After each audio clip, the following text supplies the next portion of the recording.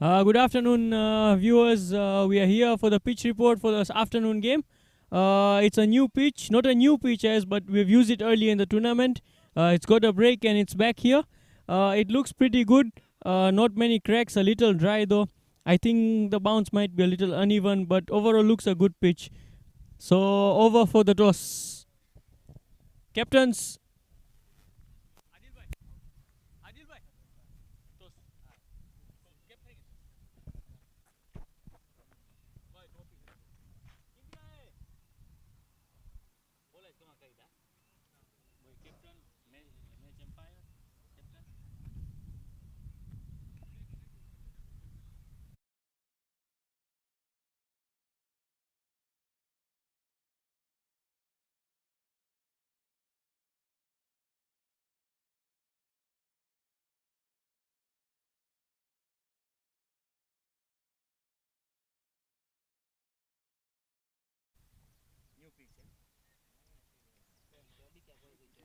So we have the two captains here.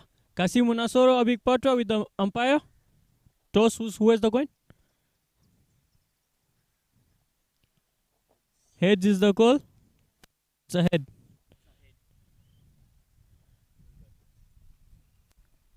We'll bat first. Any reasons for that? Not particular, not any reason to be honest, but it's a fresh pitch. This was the pitch used initially for the first 4 matches.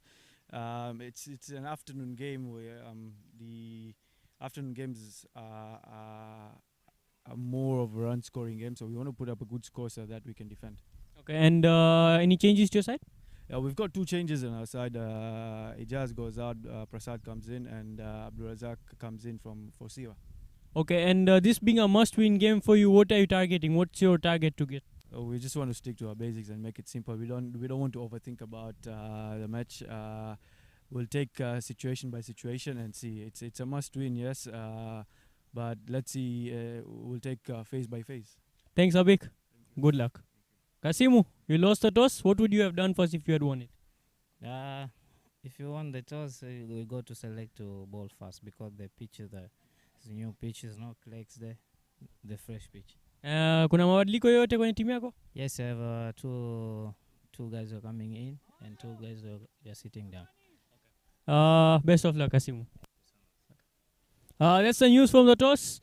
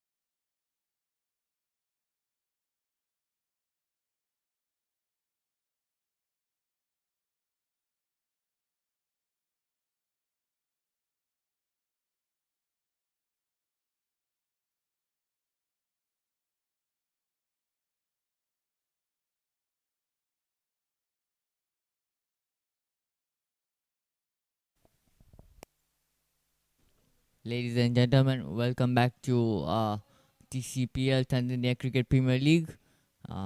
Bringing from here Leaders Club, we have Pacific TEMBO Stars versus TOYAM CHUI Challengers.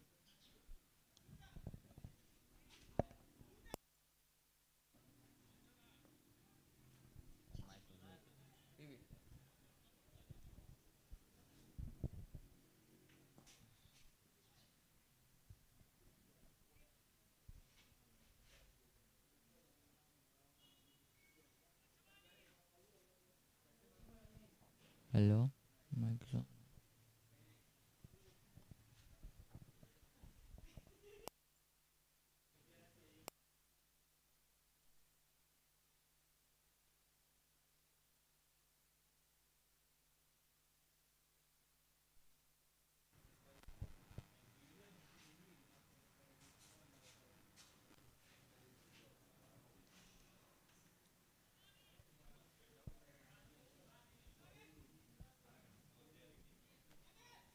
Pacific TEMBO Stars have won the toss and chose chose to bat first.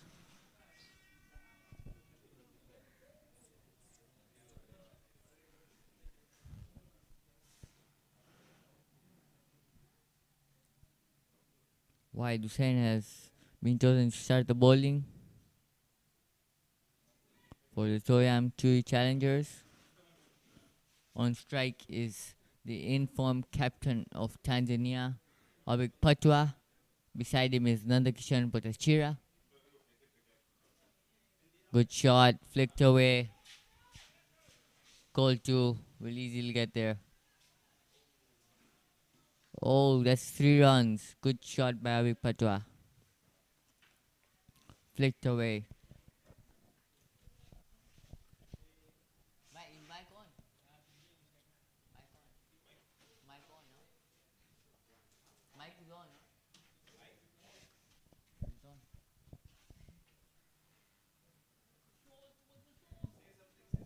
Hello?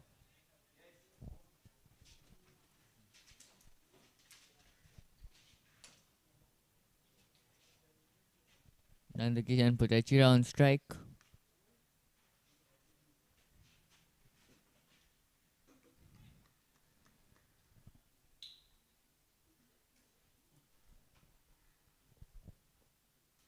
Wide Hussain to Nandakishan Potachira.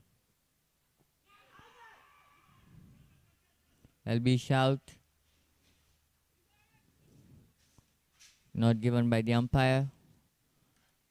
Umpire signals leg byes to third man. Avik back on strike.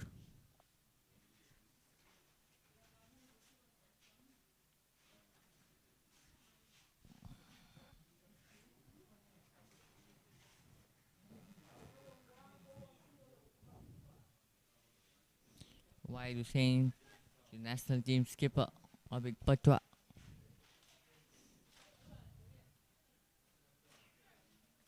Good bowling by Wide Hussain. Yorker length.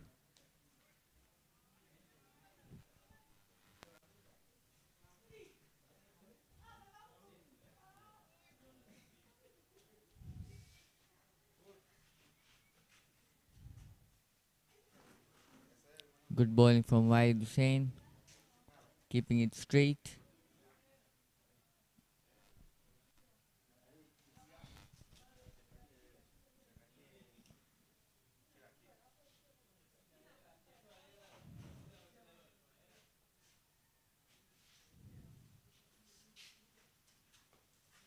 Good shot by Abik Patwa. Straight to point.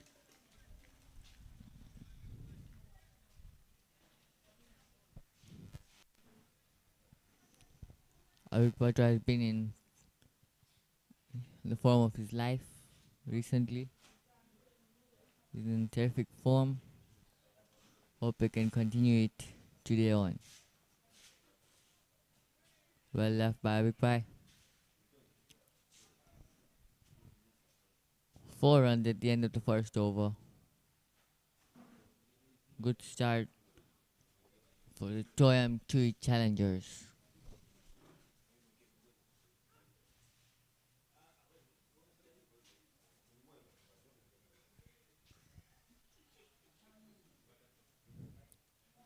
Coming into bowl, Mr. Alim Pekka. What a bowler he is. National team player, what a bowler. Alim Pekka coming to bowl to Nandakishan Potachira.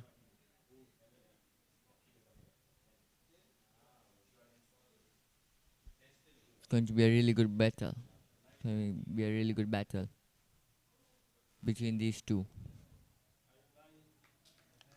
Right.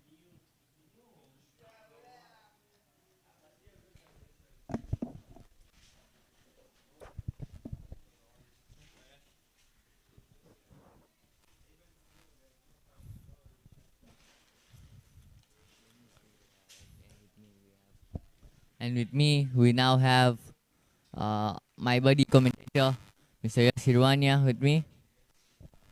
Thank you, Azhar. And what a lovely day to play cricket. It's a bright, sunny day. Pitch looks fine. A big putter looking in great touch. 3 of 5. It's a good start. Ali Kimote just got that boundary off the leg side. Talk about Ali Kimote. What a beautiful action he has. I mean, we've heard him over the international level commentary as well, talking about his action. It's so smooth, and the release and that special slow ball he has. It's just amazing to watch.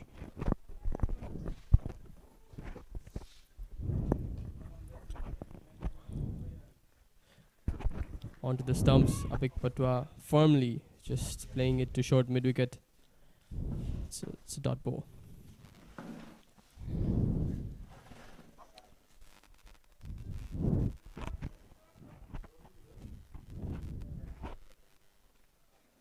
Abik Patwa, the man in form,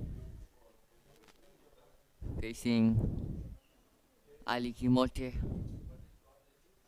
one of the best bowlers in Tanzania.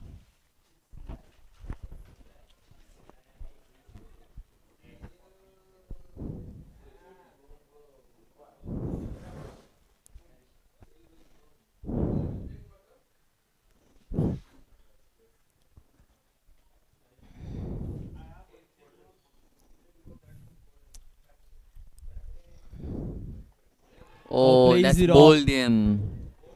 Chopped on. What a delivery by Alim Pekka. It was short, just wanting to play it right below his eyes, just letting the ball go to the stumps. That's the skipper.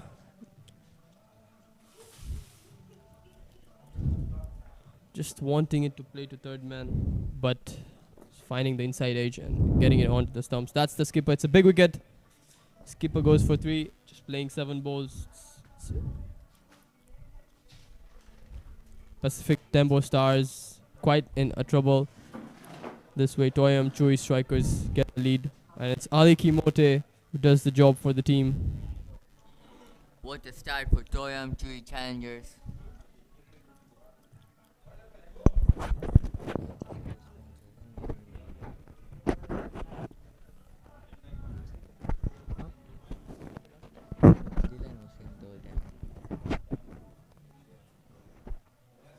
What a lovely ball by Alim Pekka. National team skipper is gone.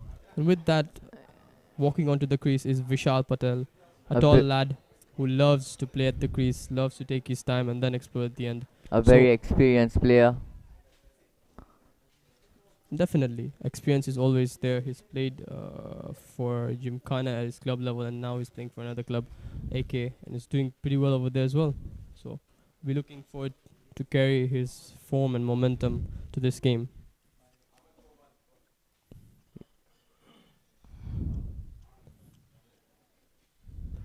And that's an appeal. That's a strong appeal, and it's given. 2 wickets in 2 balls. Ali Kimote. What a strike. What a ball by Alim Pekka. Vishal Patel. He's gone first ball.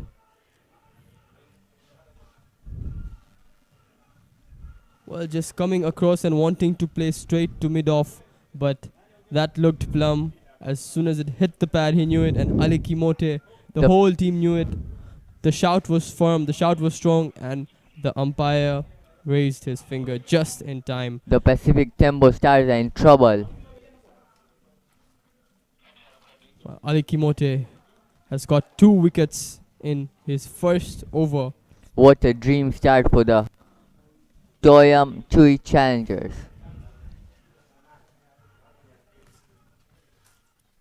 The skipper must be delighted to have 2 big wickets in just 1 over.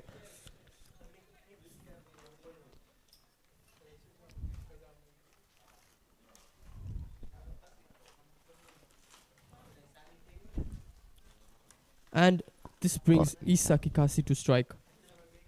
He's a wicketkeeper batsman. An amazing talent, amazing A technique. class player who plays all around the ground.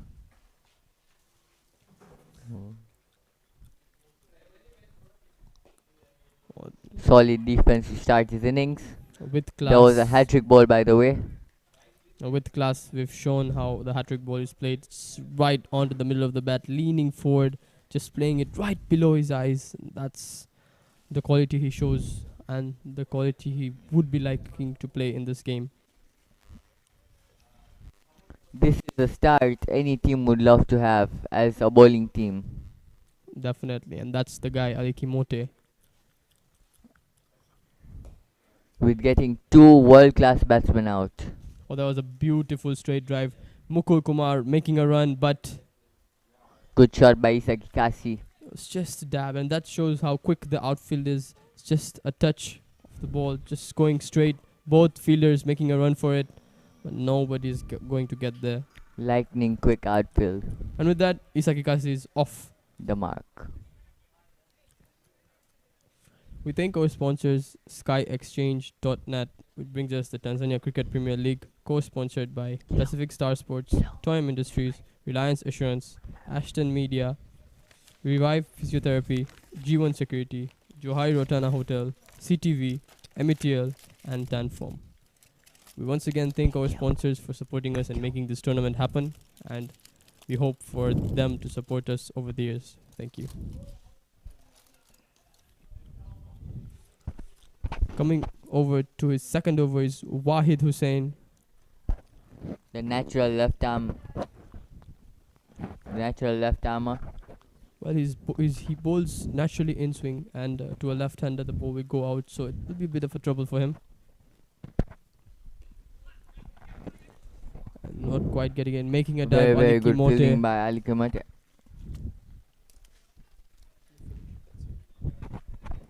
So Ali Kimote is having a day in the field. He's had his day in bowling as well, getting 2 big wickets in his first over. And why not? Why can't he dive? That confidence is built up in his first over. He will be wanting to get it throughout the whole match. They really need to build this partnership to get the runs going.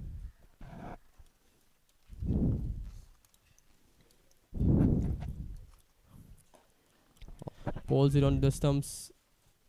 An easy single for Isa. And this is the beauty of Isa's game. I mean, he doesn't try to do anything outside the box.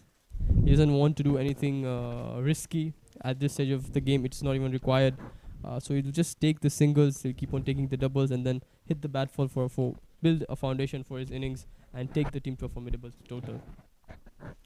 Nanda Kishan is an attacking player. Like, that's his game style. Oh, that was close. Just ball just slightly coming in to the left-hander, and Nandakishan Potija manages to get bat on ball. I mean, talking about Nandakishan, yes, he is an explosive batsman. He loves to hit the ball around the ground.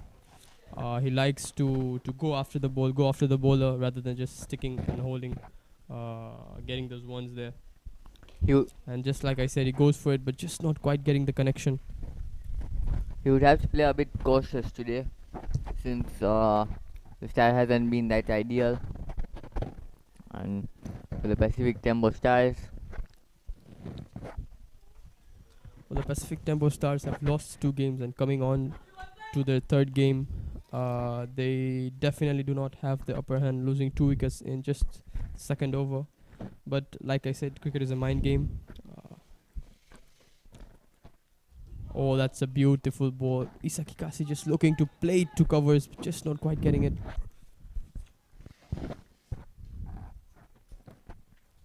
Yes, like I said, cricket is a mind game. You always need to keep your head down. Get yourself in the game first, and then looking to build that confidence, which will reflect your game. And like I said, that's Isaki Kasi hitting it through covers, just standing there watching the ball, having a short walk. What a class shot. That's a beautiful shot by Isa. Just right coming onto the game, and just look at that elegance in the shot, the perfection he creates, the position he changes, he transforms himself moving forward, and this is good signs for the Pacific TEMBO Stars. Pacific TEMBO Stars. The captain will be delighted with this boundary, and he will be wanting Isa to get a few more.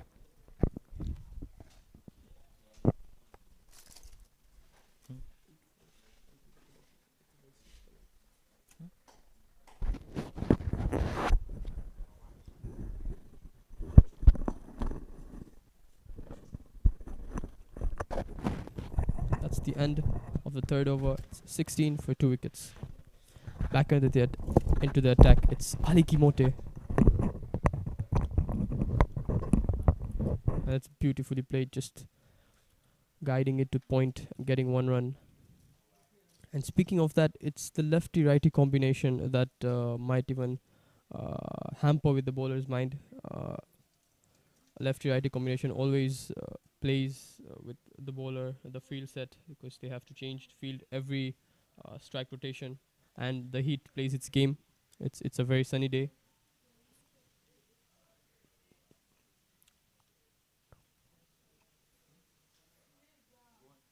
Oh, that's a beautiful ball that's coming on to his top of the bat. Man, Isa just how manages to get it to point and get that single. So this is good stuff by both the batsmen. Just they wanting to change the strike, wanting to drain the energies of the fielder, so that they can get those singles quite easily. They can get those boundaries.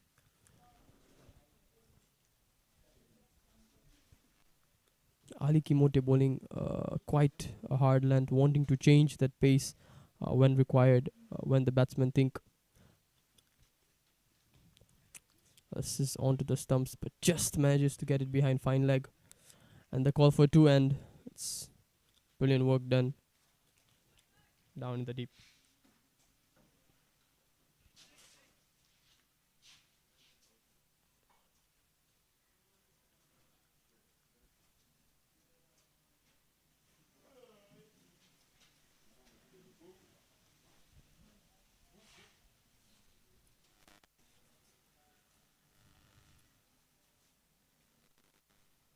The smoothness of the action is always a dream to watch for a bowler. Oh, that's onto his body. It's a very hard call, very loud call. Isa Kikasi wanting to hook that, but not risking it at this stage of the game. I think a stage is set for him. It's just got in very early in the game. He's been opening at times for his clubs, and this is the opportunity he's got there way earlier than you would have expected. Oh, that's a confident shot, and Amit Raghuvanshi collects it cleanly, but just wide for throw. It's good batting by both the batsmen, and definitely credits to the bowling side. Ali Kimote giving just 10 runs of his 2 overs and getting 2 very big wickets, including the skipper himself.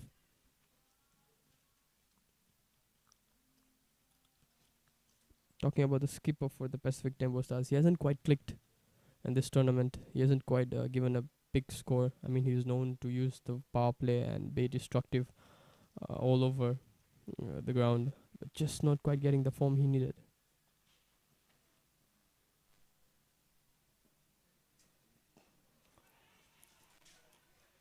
What's the chance? A close chance. Kasimu collecting the ball, throwing at the stumps, but Isa just managing.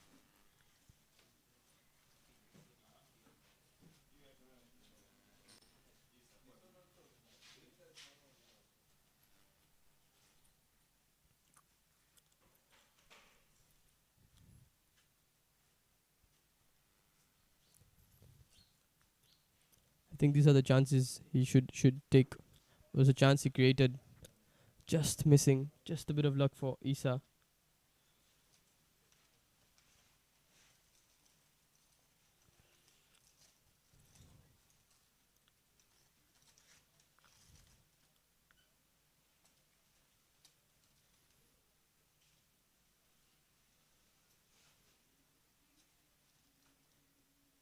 Coming on to bowl is Suraj Pala, who tends to drift the ball in the air. Bowl some quickers, get those wickets early on. I mean, the two down for just 20 runs. CHUI challengers definitely have an upper hand on the Pacific Tempo Stars. On the other hand, Isa Kikasi is playing a pretty good innings. It's 11 runs of 8 balls, and he has already 2 boundaries in his name. And 2 very, very confident shots that is shown and displayed at the start of his innings. Shows how destructive he can be towards the end or in the middle. Oh, that's one beautiful shot. Square of cover, and the ball races away to the boundary. And just as I mentioned, Isa Kikasi produces another magnificent shot. The pressure right onto Suraj Pala. Just bowling a bit fuller. And Isa makes the most out of it.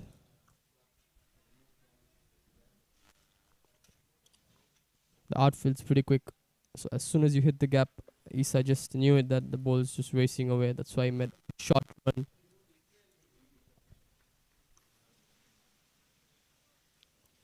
Isa Kikasi looking very confident. That's another beautiful shot, but Kasimu making a dive. That's brilliant effort, but just not quite reaching it. It's a certain effort, points for efforts.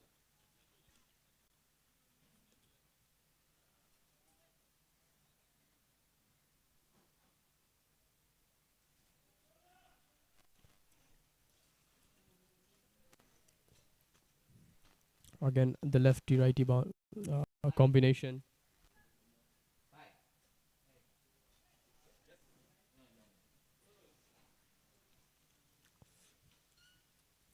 Suraj Pala conceding 5 runs of his 2 balls and bowling to a left-hander now.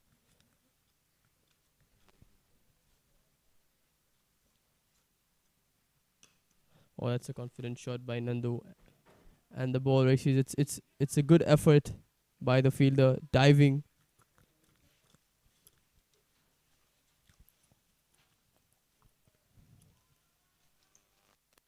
2 runs added. So the scoreboard's sticking. The score is building up slowly. I think they just don't have to lose their wickets. Oh, that's a ball by Suraj. Not giving him that room to open up and get that single, or open up to get that boundary.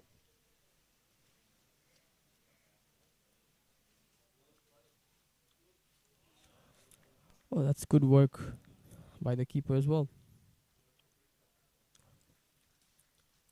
Suraj Pala somehow managing himself to get back in the game. It's 2 brilliant bowls. And a bit shortish, but straight to the point fielder Amit Raghuvanshi. Makes no mistake in taking that. Throws it back to the keeper.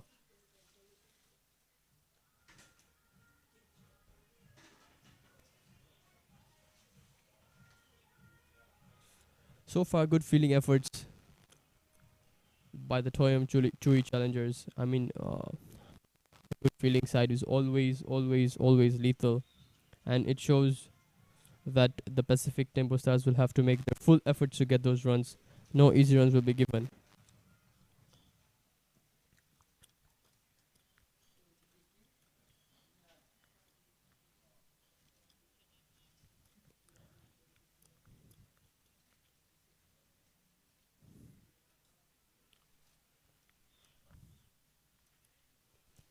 I mean, cricket is a really funny game, and it's a game for a strong mindset.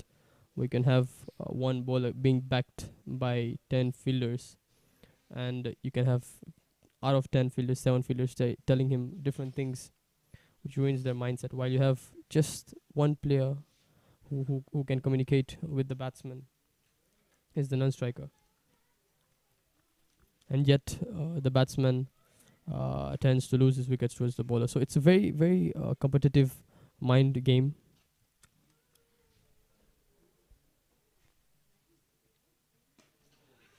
And there's a chance, and it's taken.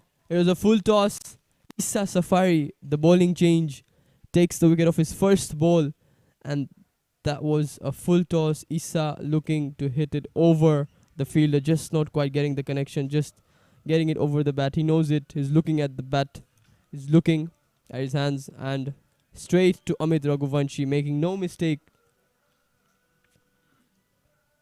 With that, the Pacific Tembo Stars lose one more wicket, and that's 27 for 3.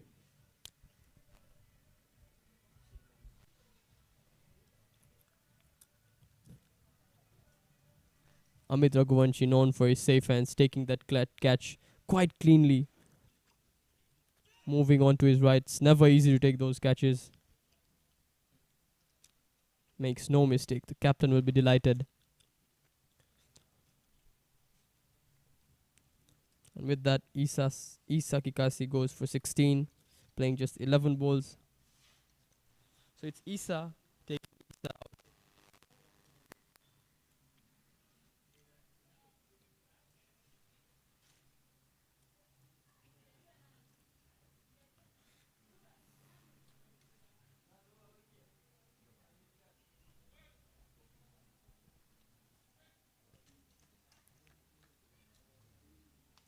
Nanda Kishan, on the other hand, just holding his wicket, getting to know what the pitch is doing, what the bowlers are doing, just waiting for his time. That's a good sign. It's a really good sign for Tembo Stars. Pacific Tembo Stars would want one batsman to stay there at the end, stay there till the end.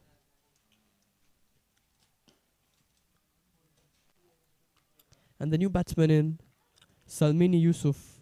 I mean, we've heard about him a lot. Salmini Yusuf is one gem of a player. He's got a century in his name in the 30 overs. He's got tons of 50s. The elegance, the style, the batting technique he has. Ball just going in, and sloppy work by the keeper.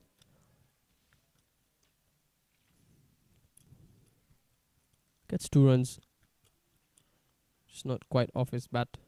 Ball quite cutting in just a little and misses his bat. Talking about technique, Salmini Yusuf has a magnificent technique.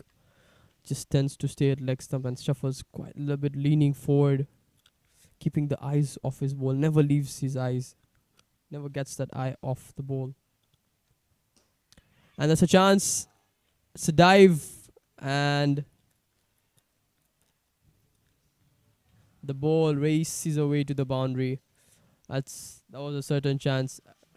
Isak Safari giving him a full ball. Salmini just getting early on that ball.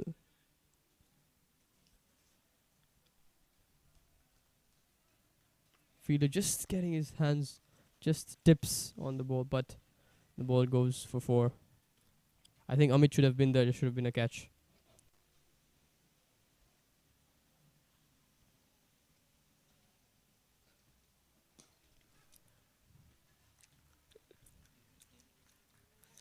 Salmini Yusuf getting his head down. That was a much better shot. It's controlled down the ground to short mid wicket. Just didn't quite get that run. but that was a much better shot, much controlled shot.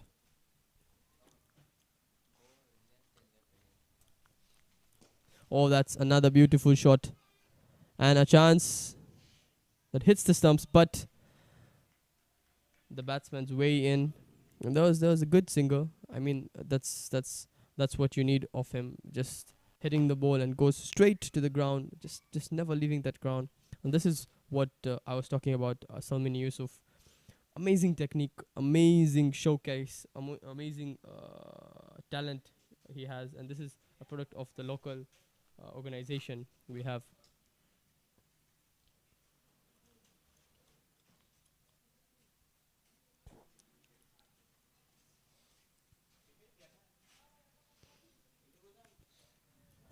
It's good bowling performance, and Alim Pekka, the guy who took two beautiful early wickets of Vishal Patel and the skipper Abik Patwa. I think that was the game changer. That shifted the early momentum towards the TOYAM CHUI challengers. And then Isa Safari coming in, getting a wicket of his first ball of Isa Kikasi. Just not getting it on bat. And talk about that, Salman Yusuf coming on and scoring 5 of 5. Still batting, looking very confident.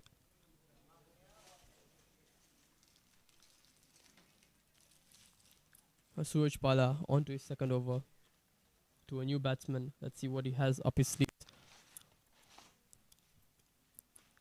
I mean, the field is set for a very strong offside. He won't give him that. Definitely, he won't give him that line. And Suraj Pala is not really happy about that. He thought that's not a wide, but umpire straight away raises his hands and declares it as a wide. Oh, that's Fuller, plays it, and that's a chance. His way, oh, and that's should have been collected. Nandakishan was halfway there when the call was no. Suraj Pala, the ball just popping up.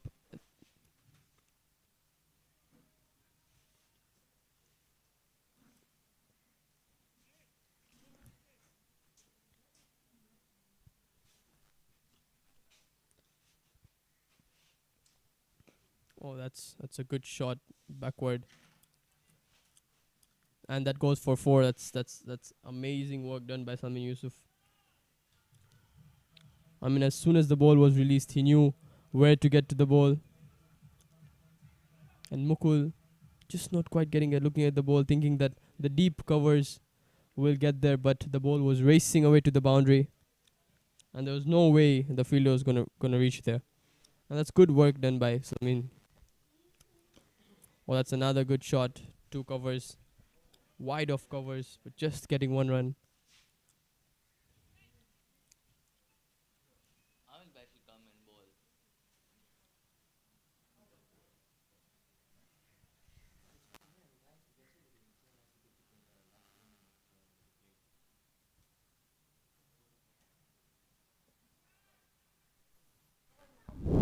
That's neat work done by the batsman. Scoring a boundary and then just getting off strike shows how confident he is. Yes, don't you think Amit Raghuvanshi should come and bowl? He was the second highest wicket taker of the Kaiman's tournament. I mean, Oh, what a ball by Suraj Pala. and just Cleaning as up Nanda Kishan. Lefty advantage is gone now. I mean, it was a quicker delivery and hitting the stumps. Nanda Kishore not just happy, stayed there for quite a long time. He stayed there for 6 overs and just quite not being able to convert the score into something big. With that, Pacific TEMBO Stars losing their 4th wicket of just 40 runs. I mean, the runs are coming, but the wickets are going as well. Not good signs for the Pacific TEMBO Stars. They still need 1 batsman to stay until probably 13 or 14 more overs. It's a big loss for Nanda Kishan I mean, just and the Pacific Tembo Stars, as it is a must-win game for them. well, it looked like a premeditated shot. He wanted to play it over there, just not quite getting. Not the right ball to. As I was saying, don't you think Amit Raghuvanshi should be brought into the attack as he was the second highest wicket taker in the DC Caravan T20 Cup. I mean, yes, definitely, he's an amazing bowler. He's an economical bowler. He's not giving runs here and there, and taking wickets, which is very important for the team. So I think yes, he should come early on the stage, but the skipper might have plans for him later on. Maybe, yeah.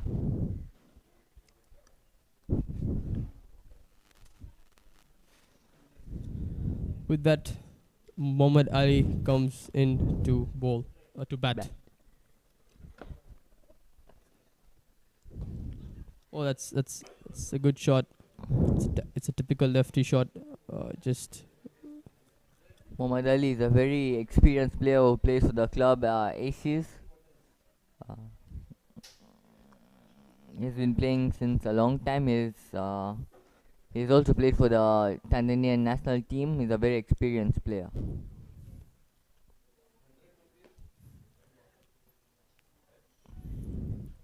Good cheeky single from Salmin Yusuf. well, Mohammad Ali is a player who can keep the game ticking. He can give you the big shots. He can give you the singles. He can give you the doubles. He can stay for you when needed. So yes, I feel this is a point where he should make a mark. I mean, he's proved himself over and over in different games, and this is no less than a bigger game he would have expected to stay.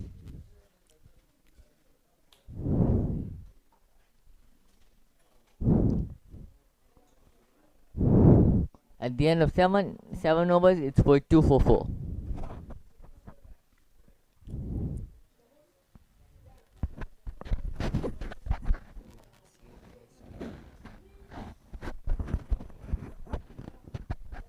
Isa Safari coming on to the attack, getting 1 wicket.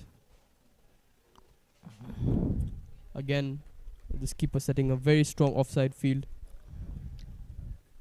Backed offside field. As we know, Salmin Yusuf is a very good player of the offside. I've seen 2 of the shots he's played.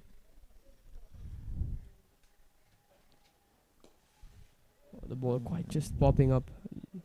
Salmin, you're doing a good good job. Isa. Just Oh, playing it, not doing too much.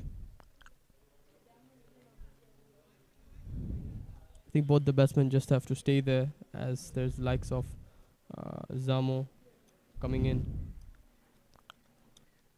It's a full toss, that and looks it's like a no ball. dispatched, and the umpire signals it as no ball. It's a freebie, and Salmini makes no mistake in hitting that. So the ball early got into position and played it over square leg. It's easy pickings for the batsman, and Isa should not be bowling this to them, not giving them time to settle, not giving them that confidence, as we know both of them can get very dangerous at the end. That is a very bad ball. Just gave it to him. And Murli having a word with the umpire, saying that the fielder wasn't there. The fielder was not standing over there.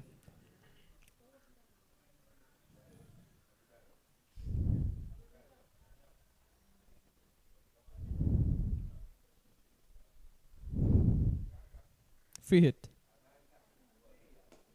Oh, Gives all of it, but that's a second very chance. good effort. Salmini Yusuf swinging it, but just not quite getting that connection he wanted. He wanted to hit it over covers, but the ball just landing it on top of his bat.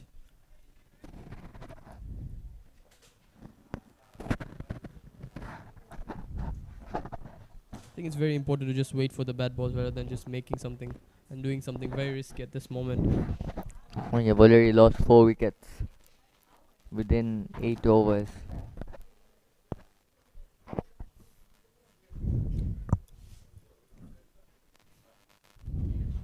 Another lefty-righty combination. We just lost Nanda Kishan, and Mohammad Ali came in.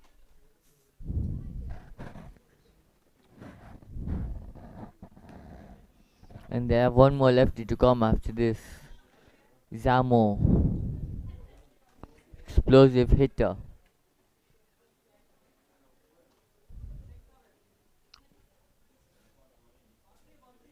Talk about Isa Safari, the youngster who's showing sheer pace, but also has lots of variation. Oh, that's edged, but just wide off the keeper and just races away for four. They're gonna take the runs however they come. And they'll be delighted for That's that 50 boundary. up for the Pacific Tembo Stars by this boundary. Morley just not opening that leg, just trying to play it covers ball just wide enough. And then a thick edge.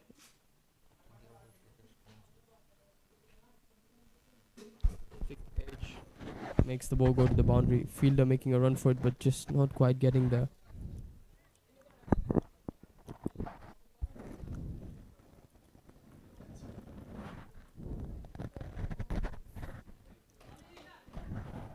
Morley himself just trying to get into the game and then wanting to open up like he did in the previous innings.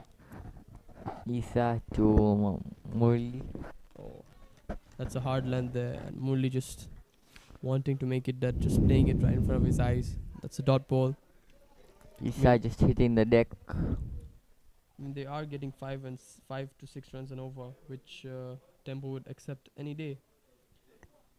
And like I said, the runs are coming, but the wickets are falling as well. The Pacific Tempo Stars have to control that. Well, that's one more amazing delivery, and Murli just sprays it straight to the bowler. That's the end of the over. Pacific Tembo Stars are 52 for 4 in 8 overs. Special guest. Interview.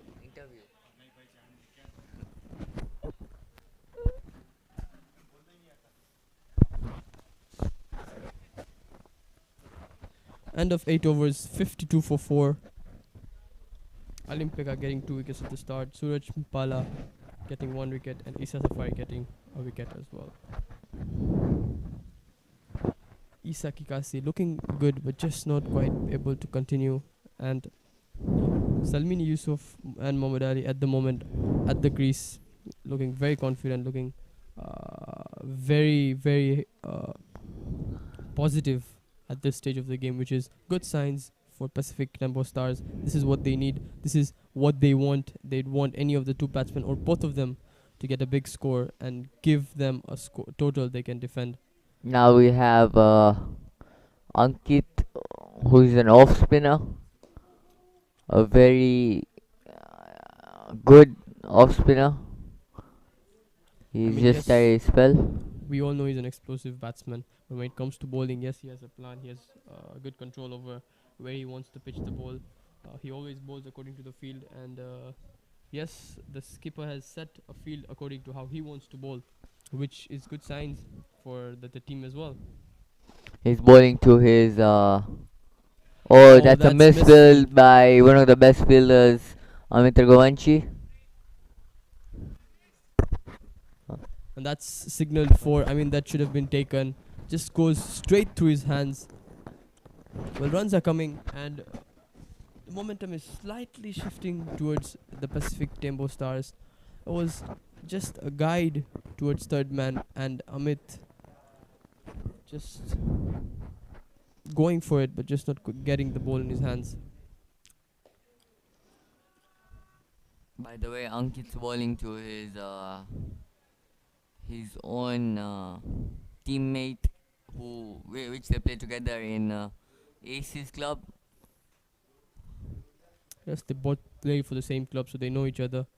And like I said, hence the competition is always there. Well, that's another attempt of cut, and that's a beautiful shot. He loves to play that shot, just waiting for the ball and opening the face just at the last moment. Getting 2 boundaries in that over. Pressure straight on to Ankit, conceding 9 runs off the 4 balls. That is not Ankit's fault. And the ball is not that wide. Azhar, the ball is not even that wide. It's just onto the off stump.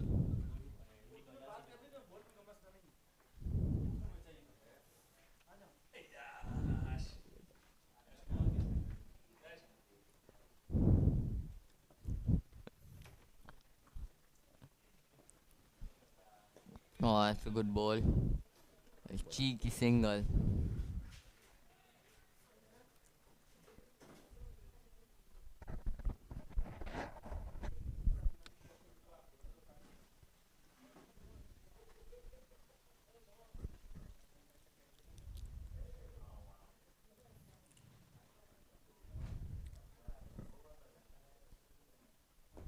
That's a good ball. Solid. It's 10 runs of that over, and the Pacific Tembo Stars will be happy for this over. It's a big over. They needed this over. And Murli somehow getting 2 boundaries of this over. It's playing 14 of 9 balls. Salmini on the other hand, 17 of 14. Both somehow settling in slowly after a big tumble in their batting lineup. At the end of 9 overs, the score is 62 for 4. I mean, you can see a sense of relief in the Pacific Stars dugout. Now the skipper himself, Kashima Soros, has been brought to ball. Another very economical bowler, very smart bowler. Tends to bowl quick off spins. Likes to change, has a lot of variations, and he's a wicket taker. He was actually the top highest wicket taker in the DC Caravan T20 Cup. Yes, it shows the amount of talent he has and the amount of experience he brings in the game. Well, that's a bit wide. It's a chance, but fumbles, just not quite getting the ball in his hand. It's a dot ball. Should have been a chance, but Salmi just somehow getting there. By the way, the skipper of the TOYAM CHUI Challengers has been chosen for the Africa 11. The Africa 11, yeah. It's a big achievement. That's another cheeky single. Talking about the Africa 11, yes, both skippers have been selected for the Africa 11, and the skipper of the Pacific Tembo Stars is the skipper, the captain of the Africa 11, which is a very proud moment for the Africa Cricket Association, the Tanzania Cricket Association. I mean.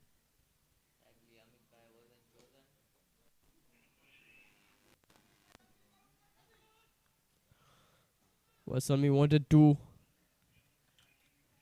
He's into the game. He just wanted to there, but Murli just not interested. As soon as it left the bat, he knew he ran the first run quick, but Murli wasn't interested. Murli didn't want to risk anything. That's a paddle. Cheeky. Keeper running for himself. Just guiding the ball behind. Fine leg. Ball just getting there. Oh, that's very smart batting by Murli. Well, it was a good run by the keeper, but just not quite getting there. Just the ball just touching the boundary rope, and that's 4 runs. It's amazing stuff. Losing just 4 wickets.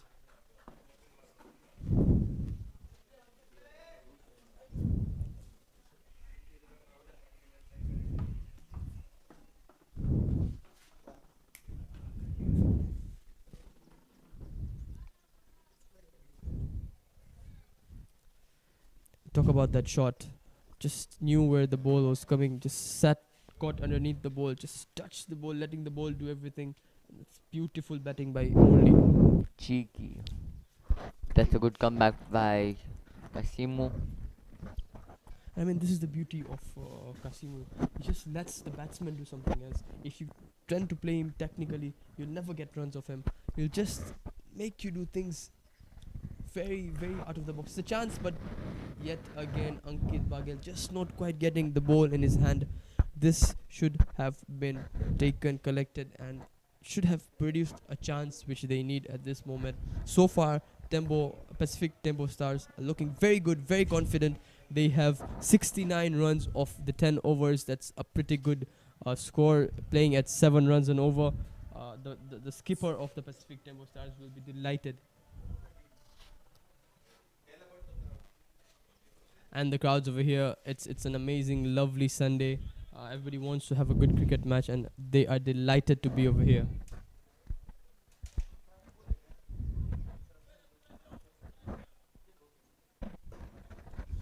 We have Ankit Baghel coming back to bowl. His first over wasn't as expected, but it's not an ideal start for him. But hope he can come back in this over. Oh, that stays low, and that's a good call. There was never a run over there. 3 fielders running towards the ball. Murli wanting to run, but Salmani straight away refusing that run. It's a good call. Both of them want to stay there. Both of them looking very good at this stage.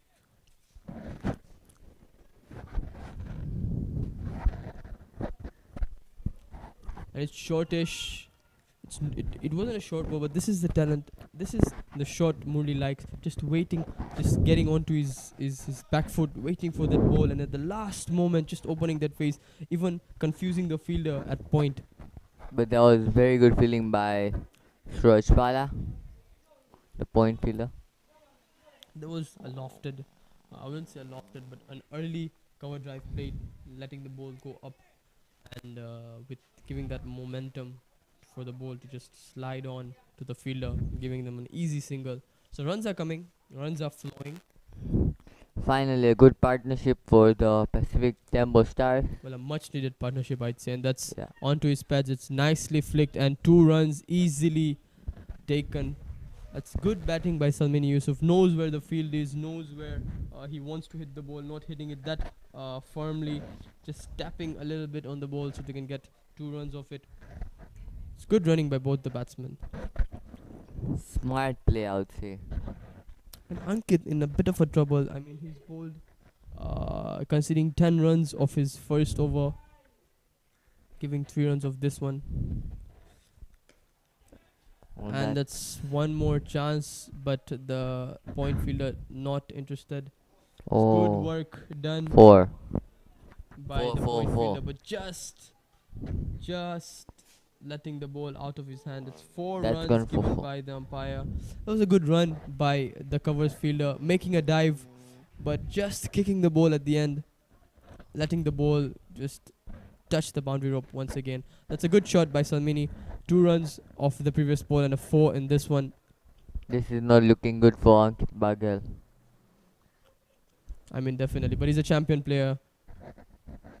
He'll return the runs in this batting. I mean, definitely. He's a champion batter. He's a champion player. He's a champion character himself as a whole. Pretty confident, pretty aggressive, and this is what's needed in the game. I mean, everybody's here for entertainment, and entertainment is what these 2 teams are producing at the moment. With a tremble and with the downfall in the batting lineup, these 2 have done a pretty good job. 76 for 4 in 11 overs. Not And a very good start for Ankit Baghel, giving 17 runs in his first 2 overs. TOYAM CHUI challengers just slipping over, just giving that shift, just giving the upper hand to Pacific Tembo Stars. Could this be a change? Could this be a turnaround in this game? Will these 2 batsmen tend to give Tembo Pacific Stars a big total? I mean, anything could happen. It's a game. It's a mind game. It's an unpredicted game. Kasimu coming onto the attack again, giving 7 of his first over and not getting a wicket.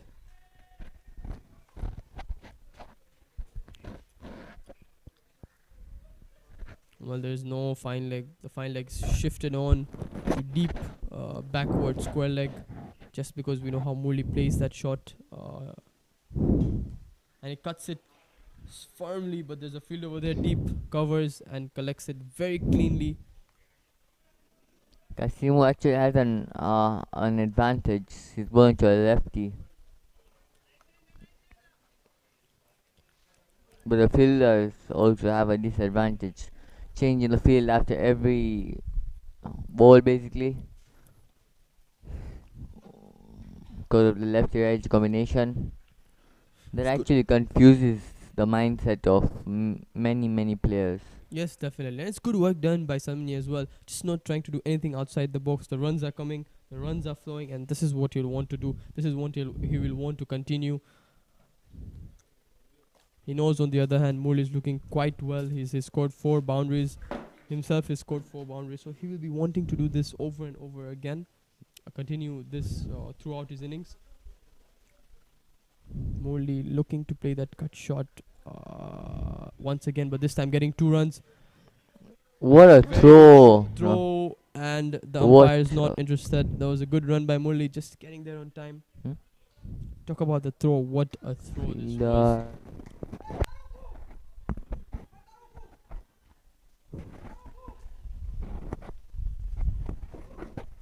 Barakuliza, the guy from Arusha. That should have been out if he collected the ball. He would have been walking back to the pavilion right now. Ball just not quite getting onto his gloves, just coming out at the last moment. And Murli again just going across, wanting to play that over square leg, but just not quite getting there. And this is what brings tight bowling, making the batsman do something to get the runs. And this is smart work done by Kasimu. It's a smarter work done by Murli. A good shots selection. He plays that shot very well. He knows that he has that shot. The connection, if was there, would have been out of the box and would have been out of the park as well. That's a very good comeback from the Pacific TEMBO Stars. Cuts it one more time, but this time a bit squarer. Wants to, but just not quite getting the 2. Murli's not interested. I mean, he is frustrated. This should have been a 4. It was good connection. It was good timing, but just not quite getting the area where he wanted to hit it. He wanted to hit it maybe backwards point, but the ball was a bit slower. So Salmin Yusuf 25 of 19 and Muhammad Ali 25 of 22.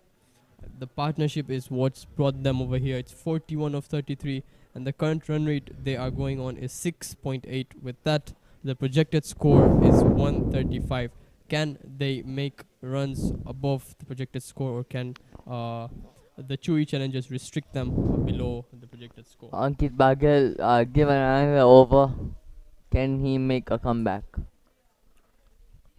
I mean, he's gone for 17 and still doing the third over, which shows a champion play. That's a beautiful shot by That's a Murli. smart He's just shot. waiting for that, and gets 2 runs. I think he's tired. Salmini wanted the third one, but as soon as he got there, the tired fact, the heat is up, and why not?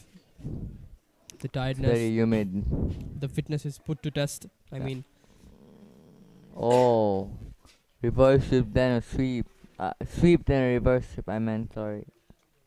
these shots not only frustrate the bowler, but also make them confusing that where to pitch, where to bowl. I mean, if you keep it onto your legs, it's going to sweep you. If you keep it outside off, it's going to reverse sweep you. So this is the mind game where Ankit has to overcome and has to have a step forward of Salmini and Murli. That's wide again. That should have been stopped by Mukul. Just quite letting it go. That's 1 run.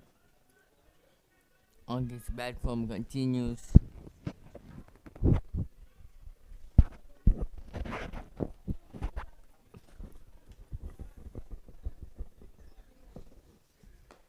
Oh, that's Oh, what a heaved it up, shot in the and gap. it's picking the gap quite easily, 6. and it's a massive 6. Just getting it over the rope. Murli produces a banger of a shot at this stage of the game. That's gone out of the park.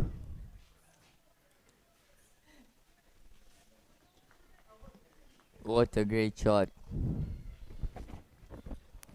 I mean, this is the confidence he's showing. I mean, like I said before, he is that kind of a player who will give you a big shot, who will give you 2s, 1s. And this is exactly what he's doing, and this is exactly what's needed.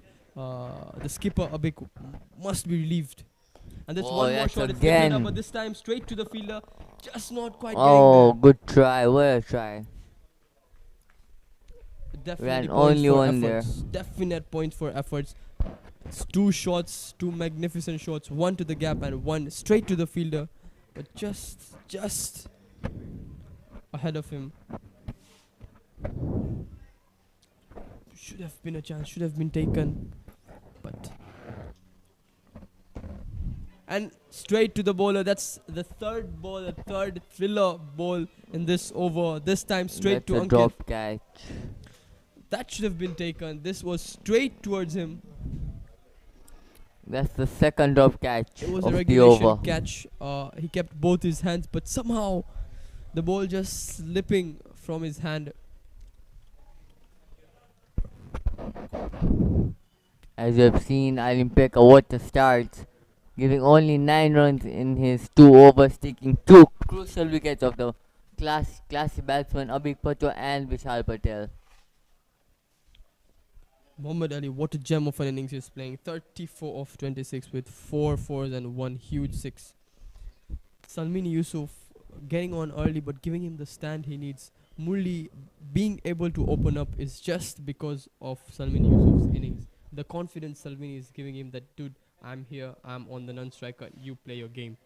So this is I'd say another aspect of a mind game whereby slowly Pacific Tempo Stars are getting a step forward from CHUI challengers. That's better bowling from Kasimu. I mean, Tempo Stars have lost their 2 games. Definitely they would come with a positive mindset. Having lost 2 games, they would have a very distinct game plan. Oh, that's a chance, and Amit Raghuvanshi just standing there, didn't have to move an inch. Murli straight away picking the fielder, and he's frustrated. That should have been hit somewhere else. Such a good shot. I mean, that's when you know when a player is in form. The wicket he gave, he did hit it from the middle of the bat, but just picking that fielder. What a good catch. Fielding position is what matters, and that's a good fielding set by the skipper. He kept Amit over there a bit in front, and the catch was low, but Amit manages to keep his hands, his That fingers. might have looked like an easy catch, but that definitely wasn't an easy catch. What a That's- catch by Amit Raghuvanshi. That's number 2 for him. That's the second catch for Amit Raghuvanshi. He's having a day. He's having a day in his field. I mean, he would love to carry this onto his batting as well. I'm still surprised they haven't gave him to bowl.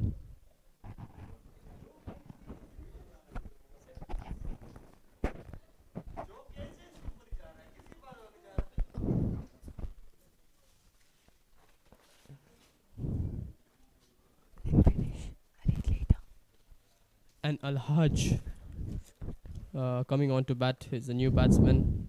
Surprisingly, Zamo's not over there. I think the skipper is saving him for the last 6 or 5 overs. But what a partnership they have built, Salmin Yusuf and Muhammad Ali. I mean, definitely that's the partnership that's brought the Pacific Tempo Stars to this total.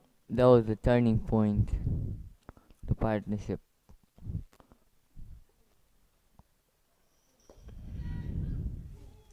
And Al-Hajj just sloppy batting over there, just not waiting for the ball and hitting it straight to Suraj Pala. What a catch again by Suraj Pala.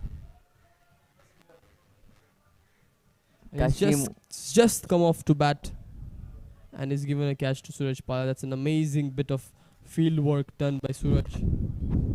Kasimu, smart bowling, tempting Al-Had Sadiq. I think Suraj is setting an example for the youngsters in this tournament. That's a beautiful catch taken by him.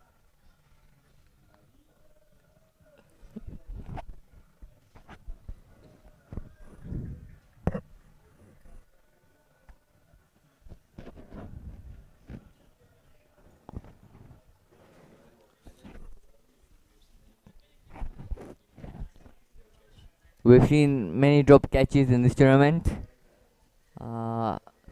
So Suraj, yeah, I really believe that he's actually setting an example for many of the youngsters, and not only youngsters, everybody, even in the crowd who's watching the game from anywhere in the world.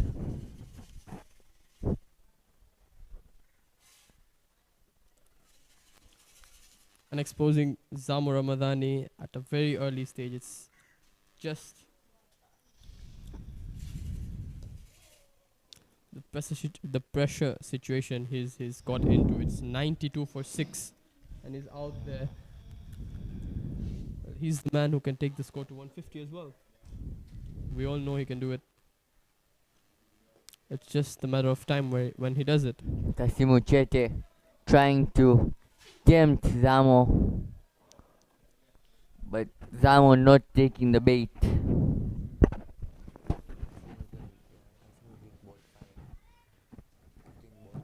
This is a quicker one from Chete, right on the stumps, but good work by Zamo, just keeping his bat in, playing it, getting something of the meat of the bat so that he can carry it forward. I mean, there is no pressure at this situation. It's 92 for 6 and still 6 overs remaining. It's the last 6 overs that can change the game. It's definitely the first 6 overs and how you start the game which builds up a foundation, like I've said before. But it's always the last 6 games where you know where you have the upper hand, what you need to defend. And Zamo is no better batsman to play the last 6 overs. I mean, this was the reason why Abik was saving him for the end, and this is a perfect situation for him to get in. And with the likes of Samin Yusuf, who stayed there for a long period of time, and they both communicate so well. So it's good signs again for the Pacific Tembo Stars. Having Murli playing a role in this betting lineup, a very crucial role, and back at the crowd, it's a lovely Sunday. Everybody's excited, everybody's holding their seat. They want to see some fireworks, and both of them, I hope, don't disappoint. That's well played by Salmini. As you can see, some wonderful fans have come to watch the game, enjoying their lovely Sundays.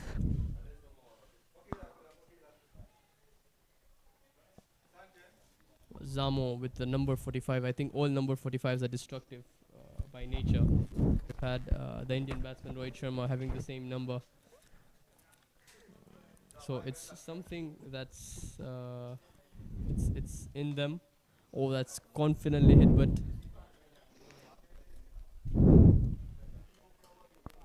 Ankit is brought back to bowl his last over.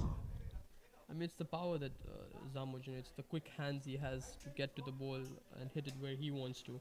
So it's good signs for him to get into the game at this stage. It's better line from Ankit, just not giving him that area to just get into his front foot and play a drive. It's far away from him. And this is Fuller. Should have been hit it, but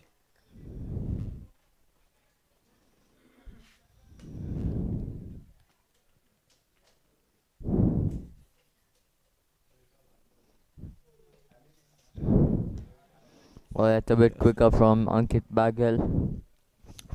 Salmani not making a mistake. He read that ball, saw that ball very early, played that on drive.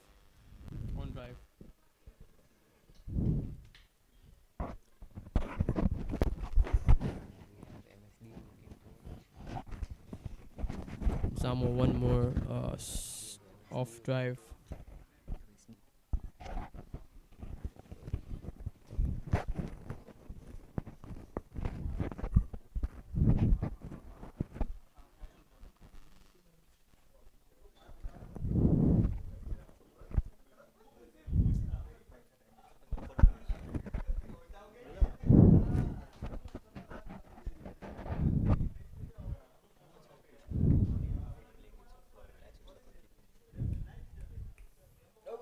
And with that Chete coming on, bowling his last over of the spell. He's bowled quite well, economical. And there's a chance, Oh, and chance. it's easy, it's simple, and Oh! he's taken it. He fumbled at the end, but Fumbled Ankit, it twice and he's hurt his hand. I mean, the ball was turning. The ball was hit with sheer power, just getting that edge. So the ball was turning in the air. It was turning, and it's never easy. And Zamo taking a walk. Catches towards the at point pavilion. are never easy. Never. I mean, this is a very, very, very massive turn point for the Pacific Tembo Stars. They were depending on Zamo to get those big sixes at the end. But Casimo, what bowling is he doing? It's 3.1, just conceding 12 runs and getting 3 wickets. Not to forget getting a maiden of his 3 overs. One of his 3 overs were gone for none. So it's amazing bowling. He was hit for 7 runs in his first over, and he's considered 5 runs of his next 2. So it's the experience he shows. Like I mentioned, it's never easy to hit him, never easy to get quick runs off of him. It's always thinking outside the box when it comes to getting runs off Chete. It's never easy to hit him. He's a class bowler.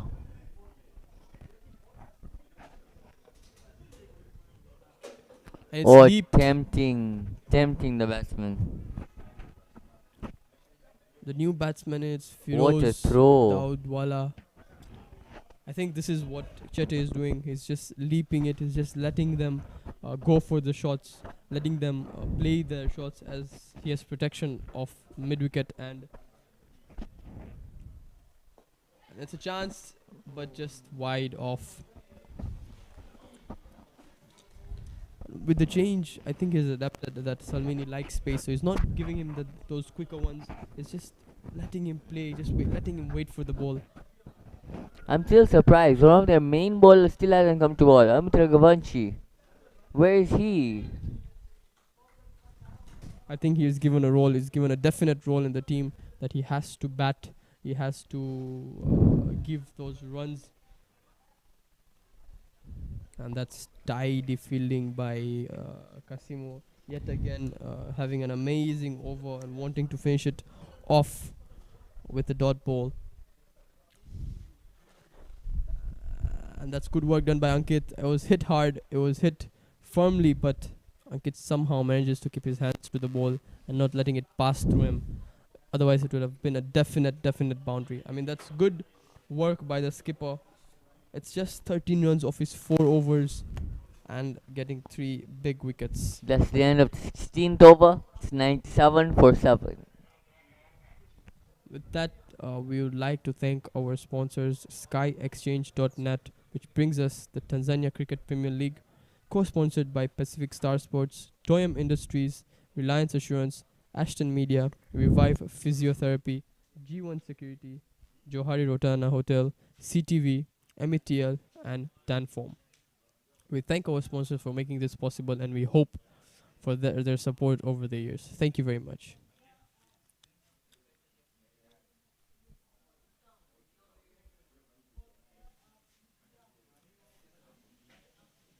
Coming on to ball is Wahid Hussain, just finishing off the death overs. Well, that's a full toss. He was looking for the Yorker, but Firoz Daudwala gets to the ball and plays it straight to long off. That's good signs of confidence shown by Firoz. And on this other hand, it's Salmini Yusuf who's still there at the crease, playing a bit slow, but that's what needed. That's what needed at this stage. It's 98 for 7. By Hussain back in the attack. Oh, that's a smart decision by the keeper coming up to the stumps to limit the shots of. Oh, that's some good footwork. That was on the legs. He was looking to flick it. He was seeing the ball okay, but ball just not coming in that pace he wanted to. Edges it, but lands safely behind and getting 3 runs off it. He'll take it however they come, as long as they come. It's good work done by Wahid. Just not giving him that pace, not giving him that speed, so that they can hit the boundaries. Oh, That's hit firmly to. that's hit straight back. That must have hurt. That must have hurt. I mean, it was hit so hard straight back at the bowler, and it's never easy for a pace bowler with that follow up. I mean, he was walking forward, he was running towards the batsman, and it was hit straight with sheer power, as you can see. Oh, Ouch, that must have hurt. That was a low blow. I mean, he's showing confidence. He's not showing it, but definitely inside, it's the pain that's hurting him.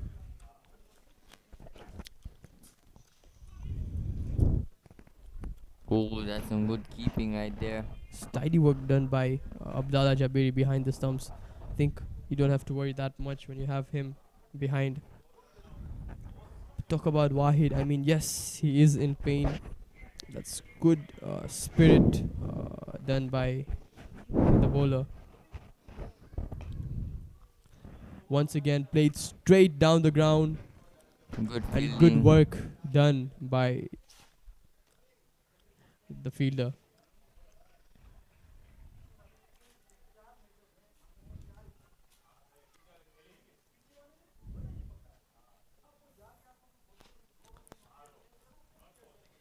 Wahid bowling his third over. Oh, that's well played.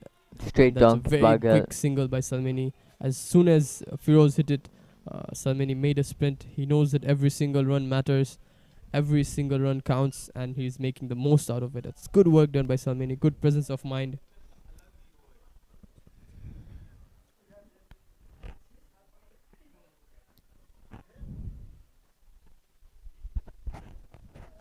That's good bowling by Wail Hussain. Onto the legs and cleanly collected by Amit Raghuvanshi. He's not made a mistake in the field today, and that's I would not dare to take on Amit Raghuvanchi's throw. I mean, it's definitely showing that you can't take easy runs from me. He's collected it much cleaner with attacking the ball and throwing it straight to the keeper. It's good work done by Amit. Right in the keeper's hands. That's the accuracy someone needs. And back into the attack, the man who's produced a Jaffa for second over. It's Ali Kimote, and he will be looking to forward to bowl those slow balls he has. I mean, those slow balls are amazing to watch. The release of his hands, it's been kept to perfection, and it's been talked over and over again with high authorities that this is a slow ball a bowler should bowl. It's perhaps the best I've seen in international level. It's delightful to watch. And he'll be looking forward to bowl a lot of them in this death overs. He'll be looking to bowl the Yorkers, and he's been nailing them day in, day out. So Kasim Uchete, a smart piece of work, saving him at the last death overs, and this is what is required. Not giving them extra runs, not giving them easy runs. And Ali Kimote, with the experience he's carrying, definitely will be onto the attack for the batsman. On the other hand, Salmini Yusuf has been staying at the crease for quite long. He's seeing the ball. That's good bowling by Ali Kimote. Like I said, it's Salmini Yusuf who stayed there for 31 balls. It's more than 9 overs. He stayed over there. He knows what the bowlers are doing, knows what the pitch is doing. It's the competition both of them have. Both of them are trained by the same association, and that's What a full great toss, but just picks the fielder, and that's good work done by Firoz. Ran 2 there. Good running. Like I said before as well, Azhar, runs come, they don't care how they come, as long as they keep coming. It's good stuff done by Firoz, pushing Salmini for the second one. There was a definite 2. He saw it early and he called for it. That's was the the slow slow ball. ball. Easy catch by Kasimo Chete. And the slow ball yet again What making an over. effective What a impression in the game. A very, very effective impression. It was a slow ball. I think Salmini saw it, but just not quite getting that elevation, not getting that connection, and hitting it straight to long off. Kasimu Chete not making a mistake. One of the safest hands on the field at the moment. And the skipper gets the bowler another wicket. That's 3 for him. And what an over he has bowled. What a spell he's having. He's bowled 2.3 overs and is conceded only 11 runs. That's a very good sign for a pace bowler. TOYAM CHUI challengers need to restrict the Pacific TEMBO Stars under 120 to have the game in their hands. Salmin Yusuf, that's a great knock. I think the captain will have no complaints over him. It's 34 for 34. He played what was required. He stayed there and got the team to what total they have right now. Coming on to bat is Boganini Prasad, another explosive batsman. That's a wide ball. Talk about quick hands. That was quick. I mean, Ali Alimpeka wanting to get a yorker onto his legs, but just sliding down leg.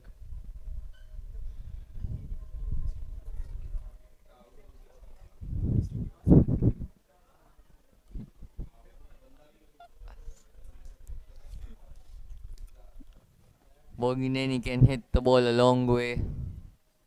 Oh, that's another slow Oh, ball. that's A very decisive smart slow ball. bowling. It's a chance of a run out.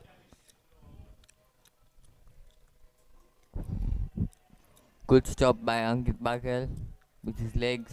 I mean, it's good running by Firoz.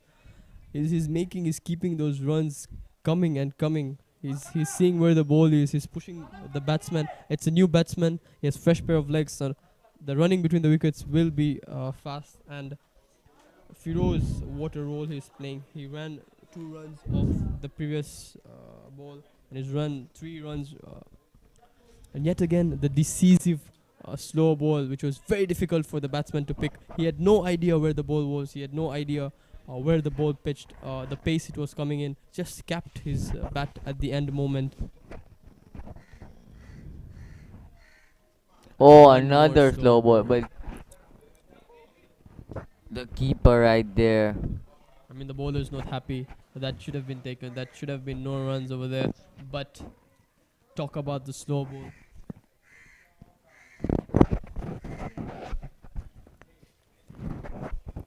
It's doing the job outside the country. It's doing the job inside the country. And Alim Pekka, look at the release when he bowls the slow ball. The same action, the same run up. And this is a quicker ball onto the stumps of Boganin Prasad. That's And the umpire makes no mistake. That was plumb right onto the stumps. It's good bowling by Alim Pekka. It's number 4 for him. What a day he's having. What a day he's having. I mean, he's bowled 2 slow balls, which made the batsman think that he was going to bowl a third one, but just right on the money, right on at the stumps. What a day he's having. He's given only 15 runs in his 3 overs, taking 4 crucial wickets. That looks plumb. Good decision by the umpire. And I mean, it's just 3 overs and he's produced 4 wickets. We still have 1 more over of Alim Pekka to go. 1 wicket to go. Will he get his fifer, Azhar? Ah, Or will Wahid Hussain finish off things in style? It's 113 for 9. It's not a bad score if their fielding and bowling is tight. 113 is been a low score, but has been defended by many of the teams in this tournament. So yes, I wouldn't complain about the score. with the start they had, losing 2 wickets in the first over, then this is a very good score. Losing their 2 main classy batsmen, Abik Pachwa and Vishal Patel.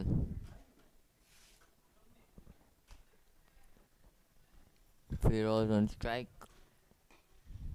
Firoz just Okay. lifting it over covers. It's a certain 2 over there and comfortably getting 2 runs.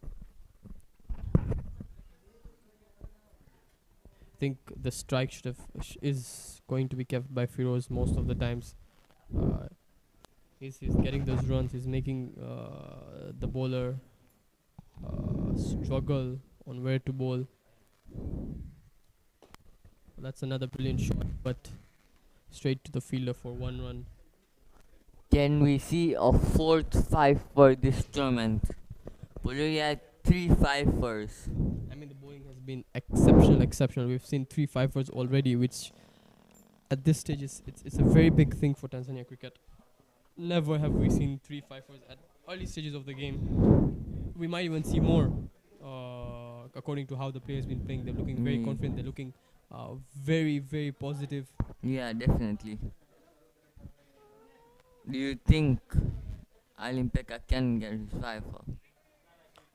And that's why that's a good leave by the batsman. He saw the ball was way wide of him, and he decided not to do anything and get those free runs. It's good stuff by the batsman. It's cheeky bowling. It's We've sloppy seen bowling by we've Wahid. seen 3 5ers from Jiten Pratap Singh, from Zafar Khan, and from Abdurrahman Akira. Can Alimpeka be the 4th 5-wicket taker?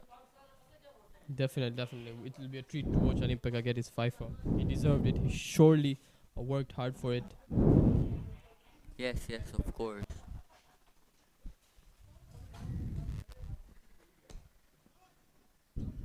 Oh, that's That's good a work. good stop by Wahid Hussain, putting in the dive.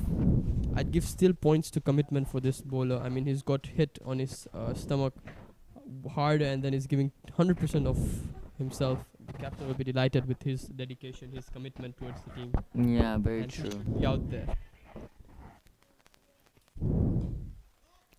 This time, just getting over the bowler's head, just somehow managing to get it over. Oh, that's a direct hit. 118 for 9. One ball of Wahid's 4th over. He's bowled exceptionally well. I mean, the runs have come off his bowling, but overall, the bowler has done a pretty good job.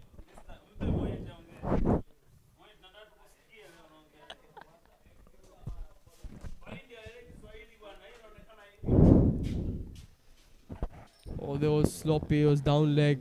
Fears looking to flick it, but just not quite getting it. It's another white ball. So runs again are leaking. Wide not quite getting Wahid bowling a wide. where he wants to pitch the ball. It's 120 for 9 in 18.5 overs. Last ball for his spell. And that's played beautifully straight down the ground, but the fielders there is kept straighter rather than square. So it's good field setup. And it's down to the wire. It's down to the last over. And Alimpeka, like we said, can he get his fifer? I think so, yes. He's a very smart bowler. He can easily do it. It's a certain chance, and he will be looking to capitalize on this. He will be looking to get the most out of this chance. The 6 balls he's going to bowl will definitely want him to get 1 wicket. The whole crowd wants him to get 5 wickets.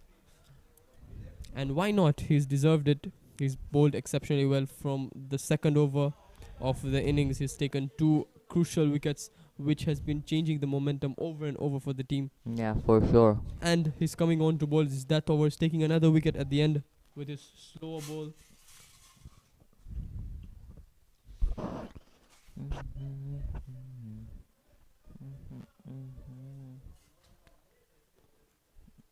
Oh, another slow ball. That's outside of Yorker type delivery. Bowler just wanted to keep his bat on just to get that one, but Alimpeka's like, yes, I'm just setting him up, and that's what he does. Sets the batsman, and bowls that one beautiful delivery, which tends to shock the batsman. And it's a full toss. He's trying to get the Yorker right. It's wide square and will get 2 runs. Mukul Kumar is the fielder there. That's a good throw. It's a good arm. Straight to the keeper. It's 2 runs. It's 123 for 9. And 4 balls to go. Alimpeka onto the attack. It's a slow ball. It's a slow ball, but just behind.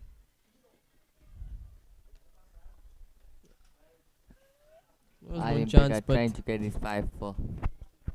Suraj Pala made an effort, but just couldn't get there. He ran, and it's never easy running backwards, but just not quite getting there. Alimpeka eager to get that 1 wicket he wants. He wants that fifer. The captain wants him to get that fifer. And swings the bat hard. edges it and goes to third man. Tidy work done by the fielder. It's down to the last two balls. Eyes again on Alimpeka. It's Firoz Hatim Daudwala on strike, facing the last two balls of Alimpeka.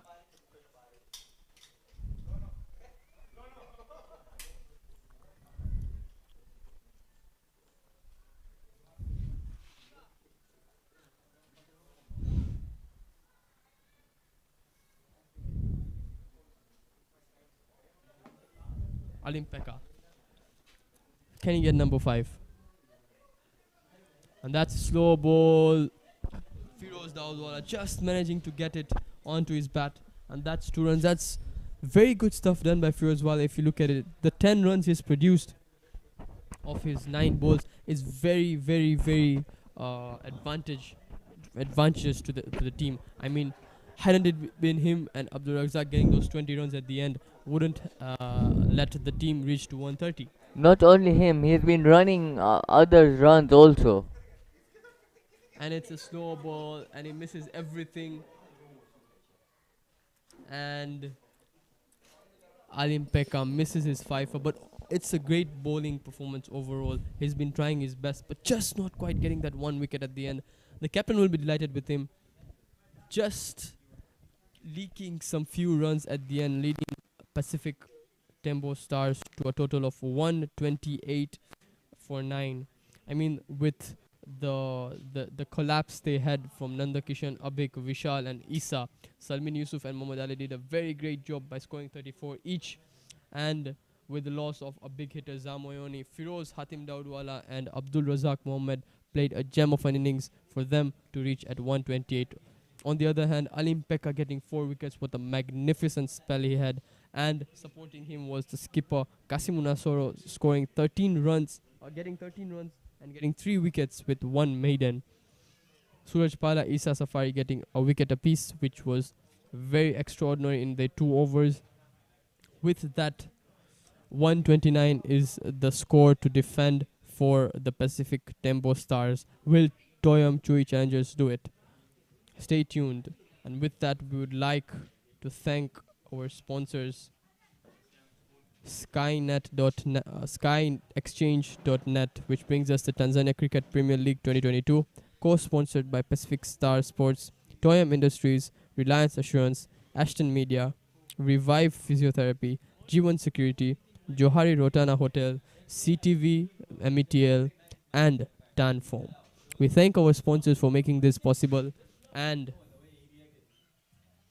we thank them and want them to support them over the years. Thank you very much. And over we have the innings break. Stay tuned. Will the CHUI Challengers be able to chase this score with the batting lineup? They have a destructive batting lineup, but Tembo Stars also have a bowling lineup with the experience. A big Patwa carries, so it will be an exciting game. It will be a very good game for a second innings. So we hope to see some fireworks. We hope to see a competitive day of cricket. At the end, we all know cricket wins. There has to be a loser, there has to be a winner. But stay tuned, everybody, and thank you.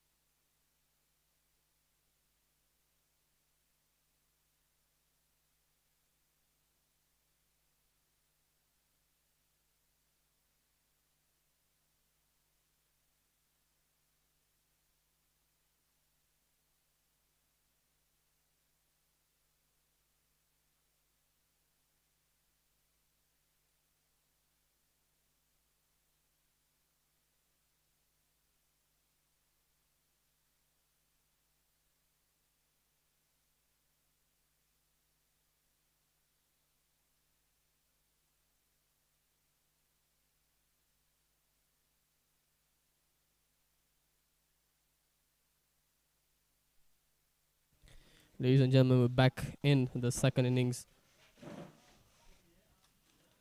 And there's a change in the batting lineup. Since Vikram is not there, Amit Raghuvanshi will get a chance to open the batting. And he's opening for a long time in his club.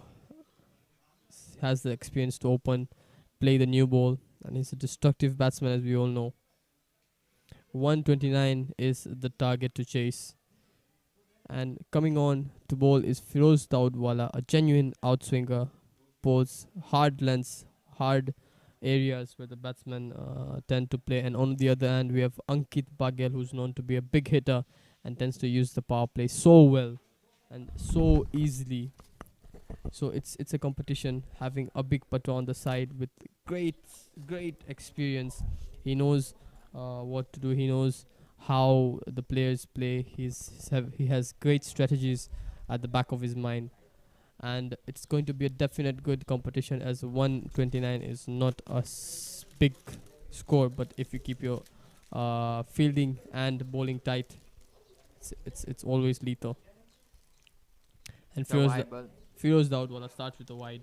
I mean, the wides and the cheeky or easy singles will have to be stopped for a big patwa's Pacific Stars to come to a position where they can toy around with the TOYAM CHUI challengers. Firoz Daudwala.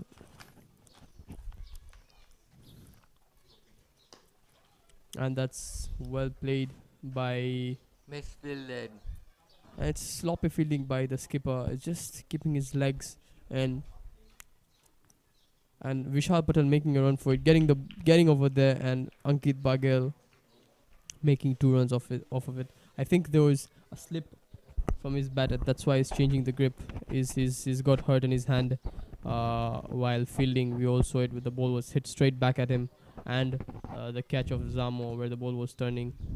So despite all of that, he's showing a great commitment, and he's hit one ball. He's sliced one ball from covers. It's good signs for the Firoz TOYAM CHUI to challengers. Ankit. That's really good fielding by the skipper, Avik Patwa. That's Murli. That's good stuff done by Murli. He's there at point. Sorry, He's Murli. always there at point. He's a quick fielder, never letting those easy runs over there. And that's why he's over there. That's why he's kept at that area, just way behind point. It's a gully area. We all know Ankit loves to play over there. And Ankit advancing down the ground. Yet again, the impact going on to his fingers. He knows it. Goes away from the field. Holds his finger. This is not looking good for him. This is definitely not looking good for him. The pain he's in. Isa having a word with him.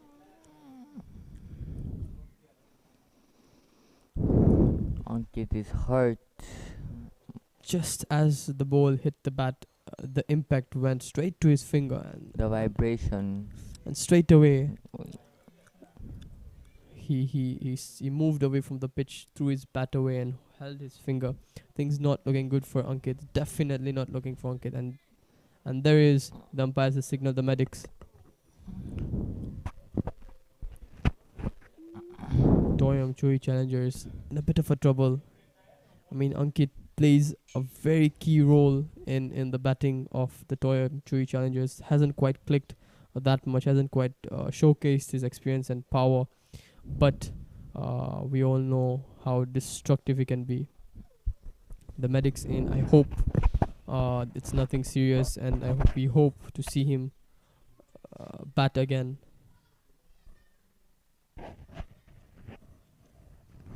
Hope it's not that serious.